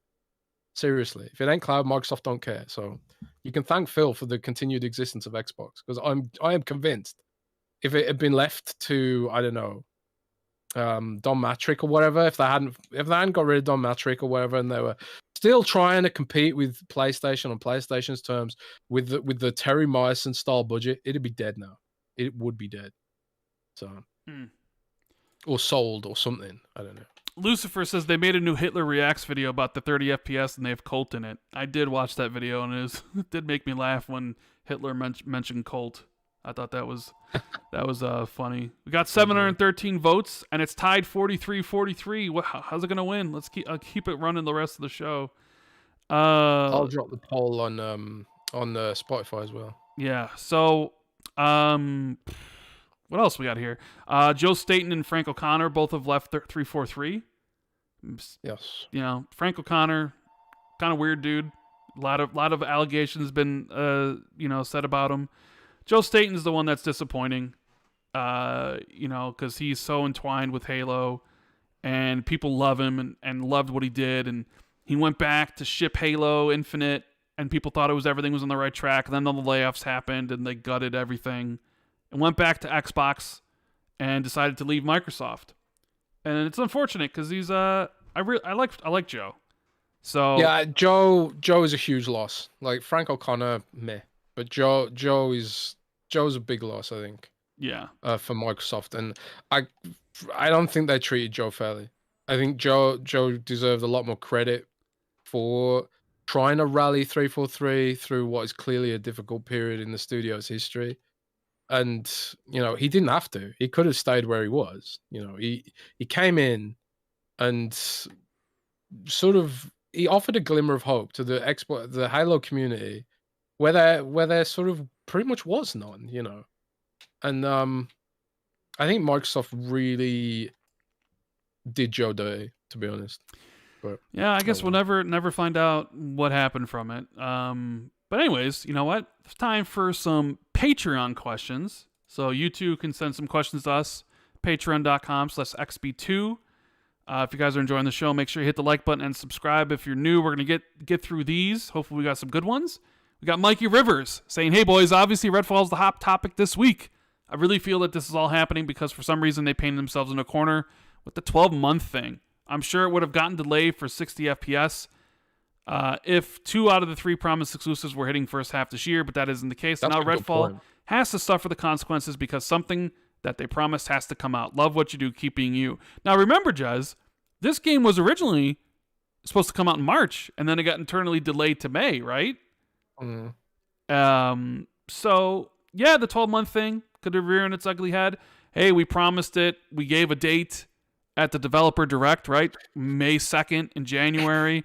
We can't delay the game again. So it's like, oh, maybe we thought we could hit 60 FPS target by launch. Now we're not going to be able to, so we're not going to delay the game over it. So I want like a Jason Schreier expose about this, about what happened, or a Jez Corden one, you know? Yeah, I do think the 12-month thing is something they won't try again. Yeah, But I think half of me wants to think like they did this for the Xbox community, but also to try and motivate the team somewhat. Maybe I don't know.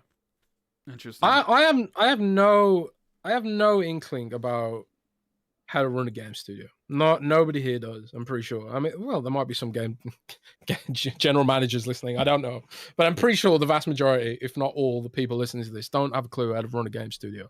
I run a small team at Windows Central, and I find that incredibly difficult. I think how many people are in my team? Like there's Brendan, Jen, Alex. There's like 8 people in my team. There's like eight and a half. You know how many people are there on my team? Just me. Oh, well, yeah. I mean, if it was just me, if I could split myself 8 ways and be fully in sync, then it'd be great. But that's not how the world works. Like, and being a leader is really tough. And I think I think I'm pretty bad at it. I'm relying a lot on the fact that my writers are autonomous a lot of the time, because I'm not a trained leader. I've never led anything in my life except for like hobby things and stuff like that. But at the end of the day, blogging is not complicated. It's the easiest job in the goddamn world. Running a game dev studio where you're handling millions and millions of dollars and all that kind of stuff, and budgets and all that kind of stuff, I can't imagine how difficult it is. I can't imagine how difficult it is when you've got like a huge fan base of people who ultimately relying on you to provide them with entertainment in what can often be a shitty world, and where gaming is like a bit of I don't know, solace from the outside drudgery, and that a lot of us have to deal with. And there's a lot of responsibility there, and it's tough. And we could all do with being a little bit more empathetic, maybe. I don't know. We got Silas saying, Happy Friday, gents. With all the recent discourse about Redfall, the storage cards, and performance comparisons with the PS5, should the Xbox hardware team have the Eye of Sauron placed upon them? Are there design engineering principles in need of evaluation? In regards to performance, the Series X on paper specs don't seem to be translating into real-world performance. I can understand with multi-plat games, the hardware may not have the opportunity to have its legs stretch, but with the first-party game already delayed almost a year, not launching with the 60 FPS mode is troublesome. Even going back to the choices made with the specs of the Xbox One, it appears that the ease of programming is not their strong suit. I've read that with the design of the PS4, PS5, Mark Cerny goes to devs to see what they want in consoles. Do you know if Microsoft does this? Should they? Thanks, guys. Enjoy their weekend. I mean, we know that they go to the devs. They've talked about that. They go to the devs and they ask them what they want, right? Microsoft definitely goes to the devs, and not only that, but I've heard that Microsoft is even like, they're intimately involved with a lot of the development of the different games. Like we heard about the Coalition multiple times contributing to Unreal Engine projects across the Xbox portfolio, because there aren't many devs out there who can leverage Unreal Engine like the Coalition does. I think when it comes to the performance of the Xbox Series X, some of it is the fact that it's the second development platform for a lot of more third-party games. A lot of third-party games these days, they're made for PlayStation first, and they're ported to Xbox later. And, you can blame the market share for that. And I think, like, when it comes to Microsoft sort of marketing the Xbox Series X so heavily as this, I don't know, this monster or whatever, I think they said it eats monsters for breakfast.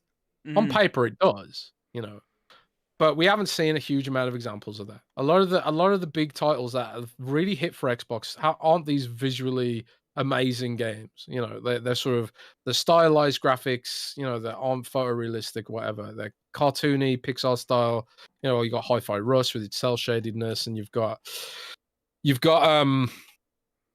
Pentiment and Grounded. A lot of these games aren't visually intensive, but there are a few examples of games that are visually intensive, and Gears being one of them, and Forza being another. And it's clear that the console is capable of greatness. It's just we haven't seen enough examples of that.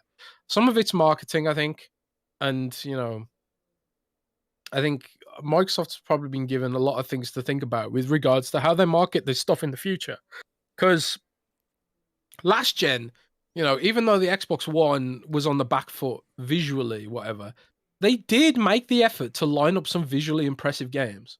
Rise comes to mind, Quantum Break. and it was like, yeah. Quantum Break.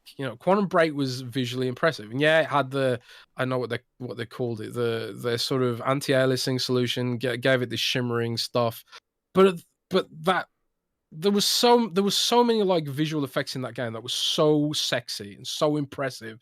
Like when you pulling out some of your powers and it sent like ripples through tears in space time and all that kind of stuff. I'm sorry, that game stylistically, even though it was bottlenecked by the hardware, they did an amazing job with the visual effects in that game. I mean, Halo 5 looked good too. Yeah, and and Gears as well, and Forza. Forza's, yeah. But they haven't. The issue they've got, again, it always comes back to games. They didn't have really any great games to speak to this hardware that they've built up. Part of it's a pandemic to blame, but a lot of it's just sort of, we should have been there with this stuff. Sony's been lining things up better than them, I guess. Silas brought up an interesting point that I wanted to talk about when we were talking about the Redfall stuff, and I didn't because I forgot about it. But the idea of when IGN asked Harvey Smith about, the PS5 version, he said, hey, no, we're not doing it. It's canceled. But that's fine because we get to focus on less platforms, Game Pass, PC, and Xbox. And usually that's what like people, the exclusives, because like the exclusives only have to target a smaller amount of hardware. They don't got to target all these different things, these different configurations, so you can quote unquote get more out of it.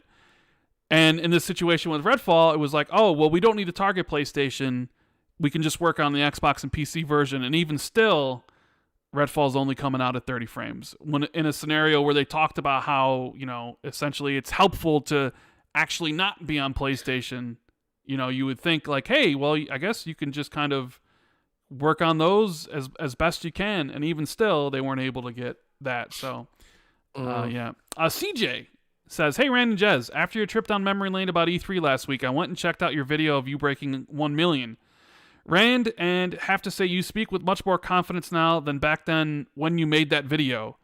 If you ever wanted to, I think it would be worth remaking that video, maybe around E3 time as a throwback. It was clearly an awesome moment for yourself and something to really be proud of to look back on. Love you guys. Have a great weekend. Yeah. No, it's funny you mentions that because I was talking to someone about video production the other day, and I went and looked at my first ever YouTube video for Xbox gaming. Yeah. And I did a video review for Abe's New and Tasty. Did you ever play that?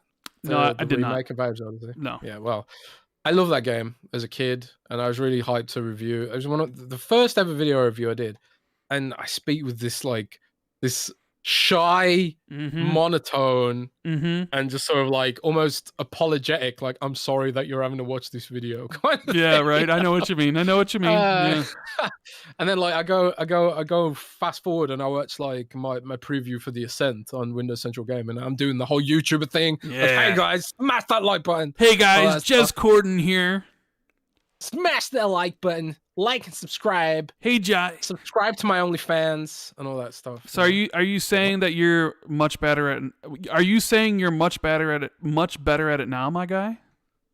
I think so. Yeah. I mean, when you compare like 5 years ago to today. Oh sure, even the podcast, like I've watched some of my recent. Changed a lot, man. I've watched my earlier videos, and yeah, I speak differently. Yeah, I know exactly what you're talking about, but I've been doing this for a while. People change over time. You get more confident with all this stuff. Like, go listen to the earlier podcast. So we started Xbox 2 versus now, or my first videos versus the videos now. I've definitely improved, I think. But that's also like getting more comfortable with sharing your thoughts. And you do it so much over time that you can be better at it. But yeah, I'll have to go watch that video again and see everything about it. But thank you for that. Chris Pernice says, Jez and Rand, Satya approaches the podcast with the dilemma. Microsoft must sell an IP to stay afloat, and Phil can't make up his mind. It's now up to you two to save Xbox. Oh, wow. Mind you, the more money you get for the IP, the brighter the future of the platform will be. Which one are you guys yeeting into the ether? That is so easy for me. I know. So easy. It's Halo, right? Halo. Yeah. 100%. Sell Halo. You know what? Give it to someone else. If we're talking about the IP that we are selling and the amount of money that we're getting back, because you said the one that we get rid of also makes the future brighter. Yeah, I'd get rid of Halo too. It's the biggest one. Get rid of Halo because you still got Minecraft bringing in the bucks. You get rid of Halo, you get as much money as you can from it, and you go from there. I mean, as well, are we assuming the ABK deal's done? If we're assuming you know what? Sell Diablo. What? Sell Diablo. How? Are you insane? Sell that makes Diablo. No sense. Mm-hmm. Diablo works on mobile phones. I'm saying sell Diablo. So it might be worth more. It's on mobile. So now it's worth more. We sell Diablo. If you keep Call of Duty, you keep Minecraft, you sell Diablo. There you go. You're just trolling, bro. I'm not doing a very good job of it. Maybe I am. Trolling. We got it's quite small but smells like a big one. Says hypothetical situation. Xbox Phil strikes a deal to get Game Pass on PlayStation. In exchange, PlayStation Jim says he will start bringing their exclusive to the Xbox platform, but on the condition that they each must sell and sell well before another game arrives on the platform. Unfortunately, the first PlayStation exclusive is Forspoken. Would you guys buy it in hopes that the PlayStation Jim one day adds Spider-Man or God of War? This is an interesting question. Is Forspoken a PlayStation IP? No, it's Square. It's Square. It's owned by Square. Right. But so Xbox fans, if this was a thing, would we all go out and buy Forspoken so we can get Spider-Man or God of War? But then wouldn't they just be like, hey, you all bought Forspoken, you passed the test, but next up, will you guys buy Returnal? Oh, you didn't buy Returnal, sorry. Or next up, will you guys buy Destruction All-Stars? Where they give you like the small crumbs, the ones that didn't sell well, and be like, oh, sorry, you didn't sell enough to be able to get the granddaddies. You know what I'm saying? Yeah. No, I wouldn't buy Forspoken because, like I said, I got a PlayStation, so if I want to play those games, I got a place to play them. Interesting question, though. I'd be interested to see how many people would buy those games with the hope that a bigger one would come later. Parker Petrov says, hello, Rand and Jez. Redfall was the hot topic this week with its console 30 FPS at launch, with 60 coming later. John Linneman of Digital Foundry mentioned that as Unreal Engine 5 games start to come out, we will start to see 30 FPS games more and more. Do you think this will be something console gamers will have to get used to? As if you're gaming on a launch PS5 or Xbox Series X, you're not getting more power, and you can only optimize so much. It's why we see new flagship 1,000 plus GPUs from AMD and NVIDIA every couple of years. Perhaps this is the reason behind a mid-gen refresh. There's that possibility. Yeah. I think mid-gen refresh pretty much has to happen, and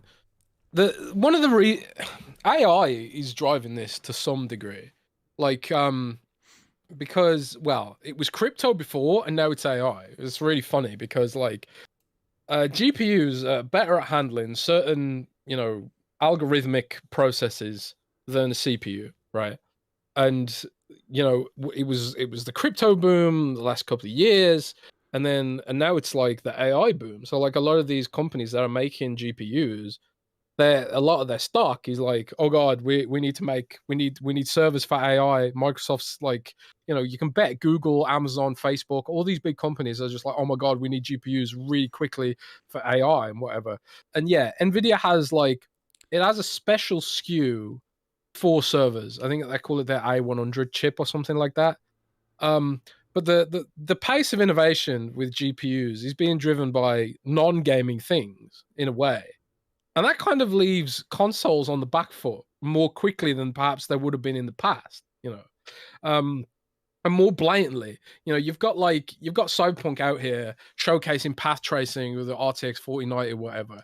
And it's like, for a long time, it was like, PlayStation 2 was driving the conversation with regards to high-end graphics, and then maybe less so in the PS3 generation, but at the start at least, they had PS3 out here, Metal Gear Solid 4, Like look at all these crazy graphics or whatever. It's quaint by today's discussion topics. But what we're discussing today, like path tracing, 4K, and whatever, that will seem quaint in like 10 years, and we'll be like, oh god, we're on our 8K systems with like I don't know, God knows what they're going to come up with over time.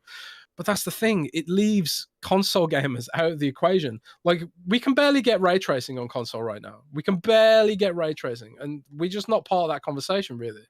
Even though like you had Sony and Microsoft, both of them out here talking about ray tracing as part of the package with PlayStation 5, the Xbox Series X, and the Series S as well to a lesser degree. And it's just like it has not materialized. It hasn't materialized at all. And that is because the consoles aren't powerful enough. And like you kind of had it the same with like last gen where they were like again, they were like, we need to do a mid-gen upgrade because these systems are pushing features that just our consoles aren't capable of. And like even when the Xbox One and PlayStation 4 came out, I think their CPUs were already out of date, weren't they? Yeah, the Jaguar cores. Yeah, so I think mid-gen refreshes absolutely needs to be a taboo that someone needs to just break and get over, because now we're on x86 architecture. Updating games should be easier to take advantage of that stuff. Backwards compatibility should be easier to take advantage of that stuff. I suppose the nerves is like, are you going to get companies like EA or whatever trying to sell you a few extra frames? Like, are they going to do like, oh yeah, I suppose Sony does it as well, where it's like, yeah, you got to buy the upgrade. You got to buy the upgrade. The stuff that PlayStation games get for free. You got to buy it. That's the worry, I guess. But like, as long as someone isn't greedy and hopefully shows the way, Microsoft maybe, I think mid-gen upgrades should just become a thing, because yeah, as long as they're still playable on the non-mid-gen games, I don't see the issue. I guess it depends on how many 30 FPS stuff we'll see. But if we do see a lot, maybe that's their marketing thing for get this mid-gen upgrade. But we'll see. Ryan Kipple says, regarding the phenomenon of high-profile video game shipping in unfinished states, do you think this trend stays the same, improves, or get worse as time goes on? Because personally, I think it sucks. I think it stays the same. Because deadlines are always a thing. So it's like, I don't really see it improving, but I don't really see it getting worse as time goes on. I think it's just going to stay like this. Some games, release and they do well. Some kind of, work to the last minute and then have those, issues patched in or patched out. I think this is like basically, that's what AAA development is at this point in time. Tharsman says, I've been ardent defending a Game Pass, but Redfall being planned to launch in an unfinished state after Halo Infinite launched without co-op, I'm starting to fear Game Pass is indeed becoming a program that encourages releasing unfinished games. If Starfield also launches with 30 FPS, I fear my faith on the service and by extension the platform will be entirely ruined. Since you both interact with the bigger section of the community, do you think this loss of faith is becoming a trend, or am I just a very small minority? I mean, you aren't the only person who feels the same about like losing faith or the whole Game Pass thing, because that is, the Game Pass still has that stigma of like, releasing fodder or unfinished games. But I don't necessarily think like Redfall 30 FPS or Starfield being 30 FPS has anything to do with Game Pass. If like Game Pass was a factor for this and they needed it to grow like we know they need to, then I don't think Redfall or Starfield would have been delayed as long as they have. And how, like, I think Halo Infinite wouldn't have been delayed the first time. Because if Game Pass is just a platform that encourages releasing unfinished games, why would you delay anything in the first place anyways? Right? So to me, it's like these games get delayed because they're just not ready. Now that may speak to poor planning at 343, poor planning at Arcane, poor planning at Bethesda, right? That all their games end up being delayed a year, and you can blame the pandemic or blame other factors, but like maybe that's just poor planning. Things got out of control, feature creep, and all those sort of things. I don't think Game Pass has anything to do with it, but I'm not going to tell you what to think. I disagree about like if Starfield's 30, then the platform will be ruined. Starfield's going to be whatever frame rate they can get it to work on. And if they just wanted it out to grow Game Pass subs, it would have came out 11/11/22 because they could have avoided all the negative PR, and people would have just played it in Game Pass because, like you said, Game Pass is a program that encourages unreleased games, unfinished games, really.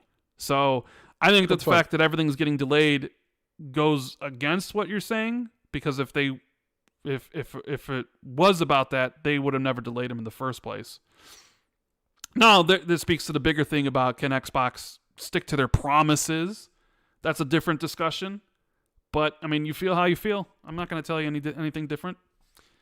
You know? CJ says, wanted to add, after I asked Jez about the Sky app on Xbox the other week, it actually just had its biggest update in years and is now on par with the PS5 version. They must have heard me. Okay. What did? He asked about Sky app and how it's never updated on Xbox in comparison to the PS5 version, and he said it was just updated. So yeah, it was. Yeah. Jamie Mulholland says, "Have you guys ever considered doing merchandise like Xbox 2 T-shirts or Xbox 2 mugs? I would like a T-shirt personally. Would be cool to have a T-shirt with my favorite podcast on it. We have, and I know we do have some. We have some, yeah, but not the greatest of merch. I'll have to talk to Sean and Colt once again and pay them to come up with some cool designs. But yeah, look out for that in the future. I just need to get Sean and talk to Colt about getting some really cool designs. Kraken says, hey guys, with the posturing from the U.S. politicians regarding Japan, do you think a Japan publisher is a very likely acquisition now? I would have said no before, but now I actually feel confident they will at some point. My question is, do you think they will acquire a Japanese publisher? If so, who it will be? I do believe Japan's a target. We've talked about it before. I think there's a reason all this is happening. Phil and Satya have both mentioned Japan. They both have said acquisitions won't stop. So yeah, I'm not saying it'll happen immediately after ABK, because I think they're all burnt out by that, to be honest with you. And integrating ABK is going to take a long time. But I do believe that Sega is a candidate, Square Enix could be a candidate, Capcom could be a candidate. They all offer things that Xbox would want. But yeah, I do think at some point they will buy a publisher in Japan or maybe a collection of studios. And I think Jez feels the same. Yeah, I think Japan's has to be the next target. And I think it's clear they're already setting the groundwork for this by talking to, senators and whatever about this Japanese trade deal and all that kind of stuff. They're setting the groundwork for this. And I think it needs to happen ultimately. If they are to grow beyond their typical base, they had a big developer event in Southeast Asia. I'm not sure exactly where it was, but they had a big developer event. I saw a bunch of tweets from a bunch of people I follow who do handle Xbox's expansion plans to other regions. And, there was hundreds of devs there, so it's quite clear they are looking to expand out to other regions. And, Japan has to be one, because Japan as a gaming market is absolutely on fire right now. Yeah. Japanese devs are absolutely killing it. Everything they release is just great. And, and I've been, Rand, we had that poll the other week where you were saying I won't complete Persona. Well, I've put another 5 hours into it. We'll see. You got to put more than 5 hours into it. So yeah, I'm at 28 hours now, bro. All right. We're getting it. Christian Tuttle says, if you guys had to cancel one announced Xbox Game Studios Bethesda game, which one do you choose? I would cancel Project Midnight. That's my pick. Why? Because I don't think Compulsion's going to put out anything good. That's just my personal opinion. I so what should they work on then? I don't know. I'm just saying. He said pick one.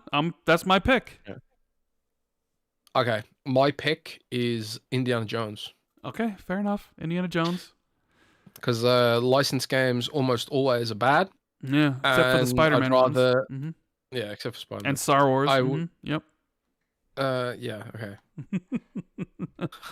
They're exceptions to the rule. But I would rather they were working on Wolfenstein, basically. I mean, I would like them to work on Wolfenstein 3 too. Omen says, hi, Rand and Jez. I've recently watched the 20-hour Psychonauts 2 documentary, and it's incredible. Anyways, while Psychonauts 2 did end up being an incredible game, I found it really interesting how the lead-up to the acquisition by Microsoft was the near collapse of the studio. I personally found it somewhat comical when Matt Booty visited the studio post-acquisition in the doc, and told everyone that he didn't want to change anything about the studio because it was clear from the doc that the studio needed quite a bit of change to be successful.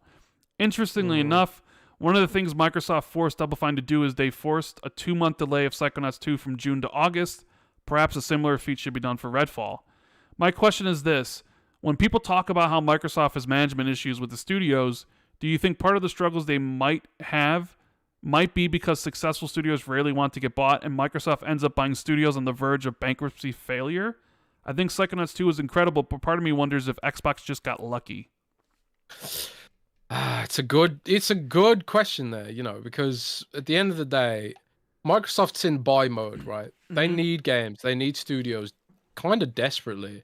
So you have to wonder, like, how much of that desperation has maybe led to them making poor purchase decisions, Yes. We haven't seen any real fruits of those labors yet, At the end of the day, Psychonaut, I know we were talking about, like, you can't, like, people say, like, oh, you can't thank Xbox for that, and whatever. But Psychonauts 2 was crowdfunded already. Like, it was going to come out. Maybe Xbox made it better, and they said, like, yeah, Xbox made sure they could add more bosses to the game or build out the scope of the game to make it a little bit more special. But, there's no indication that the game, was a system seller, and I highly doubt that it was, or even maybe move the needle for Game Pass subs or whatever.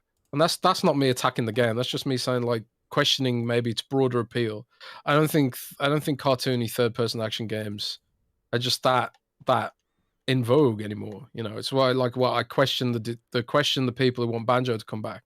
And the reason why Crash, for example, is now a service game, because some of this stuff is just like, it's hard to say whether people actually want to play those kind of games anymore. There's a huge nostalgic market for it. Like, when I started leaking stuff about Crash, what do they call it? Crash Bash, I think now. Yeah. I Crash think so. Bash. When I started leaking stuff about that, which I knew was Project Lava, I had this whole community of Crash Bandicoot and Spyro fans, and all of a certain age, maybe a little bit younger than me, who probably grew up playing those games, and there's a whole YouTube community dedicated to Spyro and Crash, and they're really hyped about this game. And I was just, like, scratching my head because I don't think Crash Bash is going to be very popular. And it's where's Crash 5? If Crash 4 had done well, you would assume they would have gone on to Crash 5. I don't know. I might be just completely off base here, but well, yeah. I mean, there's the whole thing with some people think Microsoft needs to micromanage, right? Where I mean, even Omen kind of says some of this, like, he thinks, just judging from the documentary, which I didn't see, that the studio needed change. And Matt Booty came in and said, we're not changing anything. We want you to be you. But, like, the you that you are almost came to near bankruptcy. Yeah, so that's a really good point. Yeah. So it's like, maybe some of the studios don't need any, direction or micromanagement. But I think some do. And maybe In Exile is flawless. They need nothing. Maybe so maybe it's like you need to determine which ones need extra help and all that sort of stuff instead of, like, a blanket hands off sort of thing. But I don't know how Xbox's management works. I don't know all the details, but just judging from the second one, so that's a good question. 20 hours is a long time, and maybe I should watch that documentary. Is that how long it is? 20 hours? Yeah, it's 20 hours. 20-hour long documentary? Yes, you should watch it. Bro, I don't have 20 hours. I know you don't. Neither do I. Achievement says... I'm going to ask ChatGPT to summarize it for me. Do you think after a year or so Capcom could make a Resident Evil 4 Game Pass bag and use that money to make a one port? Seeing PlayStation Pro version makes me think the Xbox One X could do a bang-up job on a port.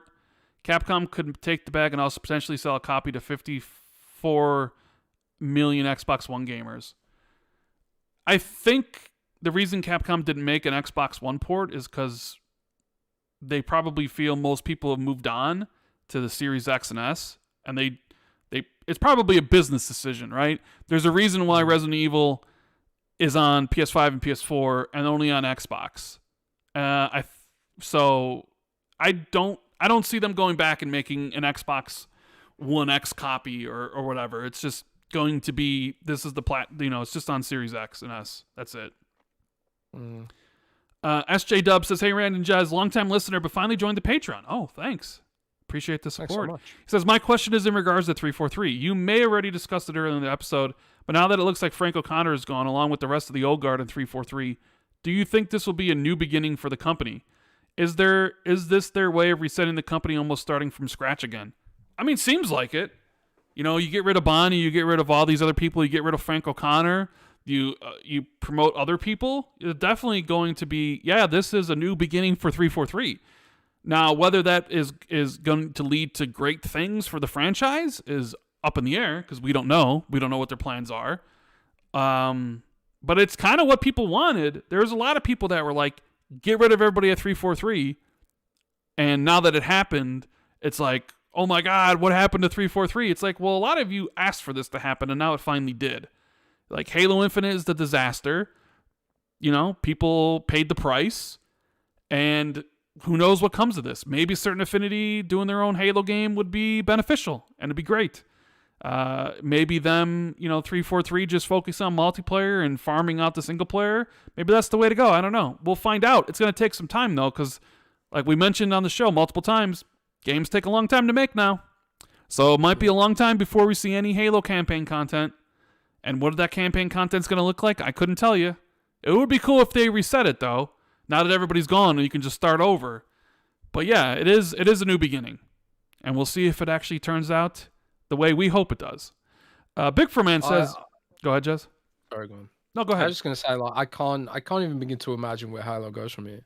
It's just, but like a lot of people say, like I always see people posting clips of Halo Infinite on my feed, and like a lot of people seem to enjoy playing it and stuff. I mean, it plays like incredibly well. Right now.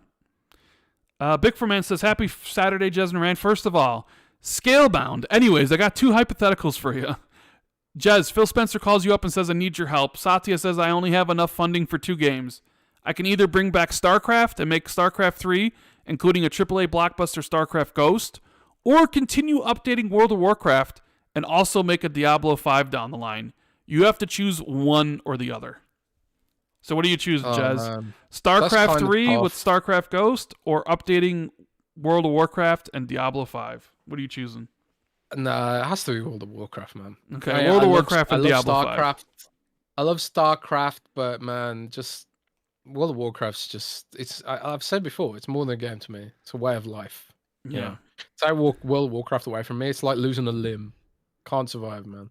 Oh, he's got a question for me. Now, Rand, Peter Jackson calls you up and threatens you by saying he will remake the OG Lord of the Rings trilogy in full CGI and different actors if you don't play Pokemon Scarlet or Violet on stream for a week for charity.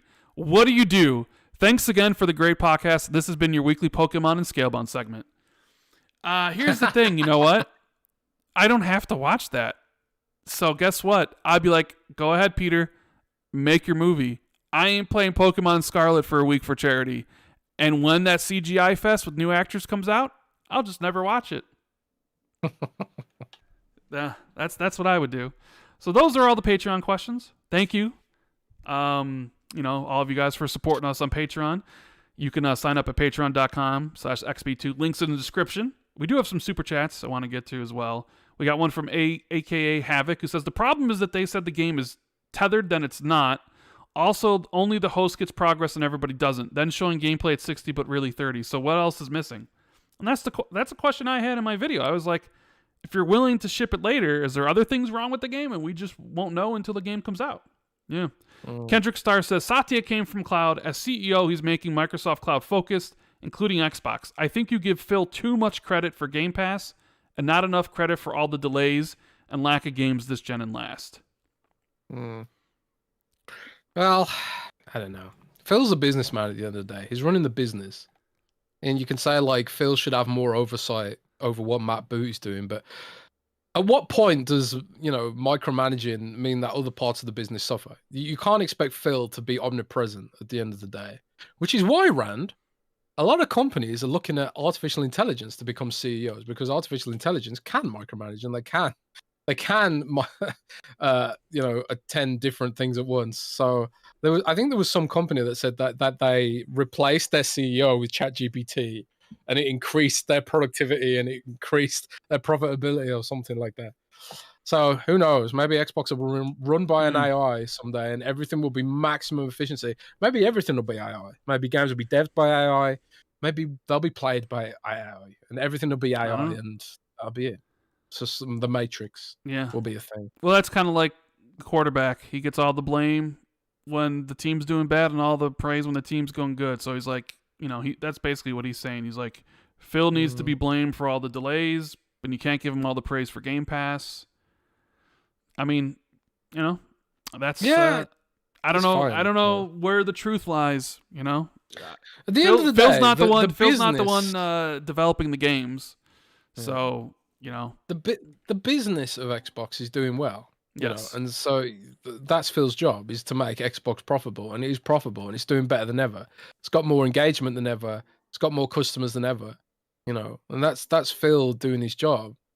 I would argue that Phil, the blame leveraged on Phil could pertain to personnel. Did Phil pick the right people to run some of the other aspects of the business? And honestly, the jury's out on that. Like, I haven't been impressed with first party output at all.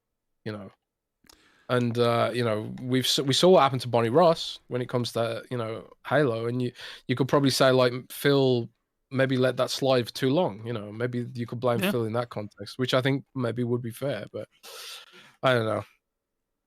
I did miss a Patreon question from Joaquin Branch. Oh. It's a long one. He says, "Hey gents, I don't usually write in this way, but I felt compelled to write this given that I am not super chatting 100 times over video game talk. Lol. I have a feeling I know where you two stand in regard to the Redfall 30 FPS blunder, and that may be the one to disagree and say that it's not Xbox's fault. At least not the way the internet would make you believe. I think the debacle of Redfall lies at the feet of Pete Hines and the brass of ZeniMax and not Xbox. I'll explain. Redfall represents the remnants of a pre-acquisition ZeniMax. A ZeniMax desperately looking to compete in a growing online connected world. They greenlit all sorts of these online type of games and went against the identity of the studios that were making them. All but one failed in the process. Shout out to Elder Scrolls Online. Xbox then comes along, buys a company in the midst of changing their identity with an overly ambitious game their first time trying.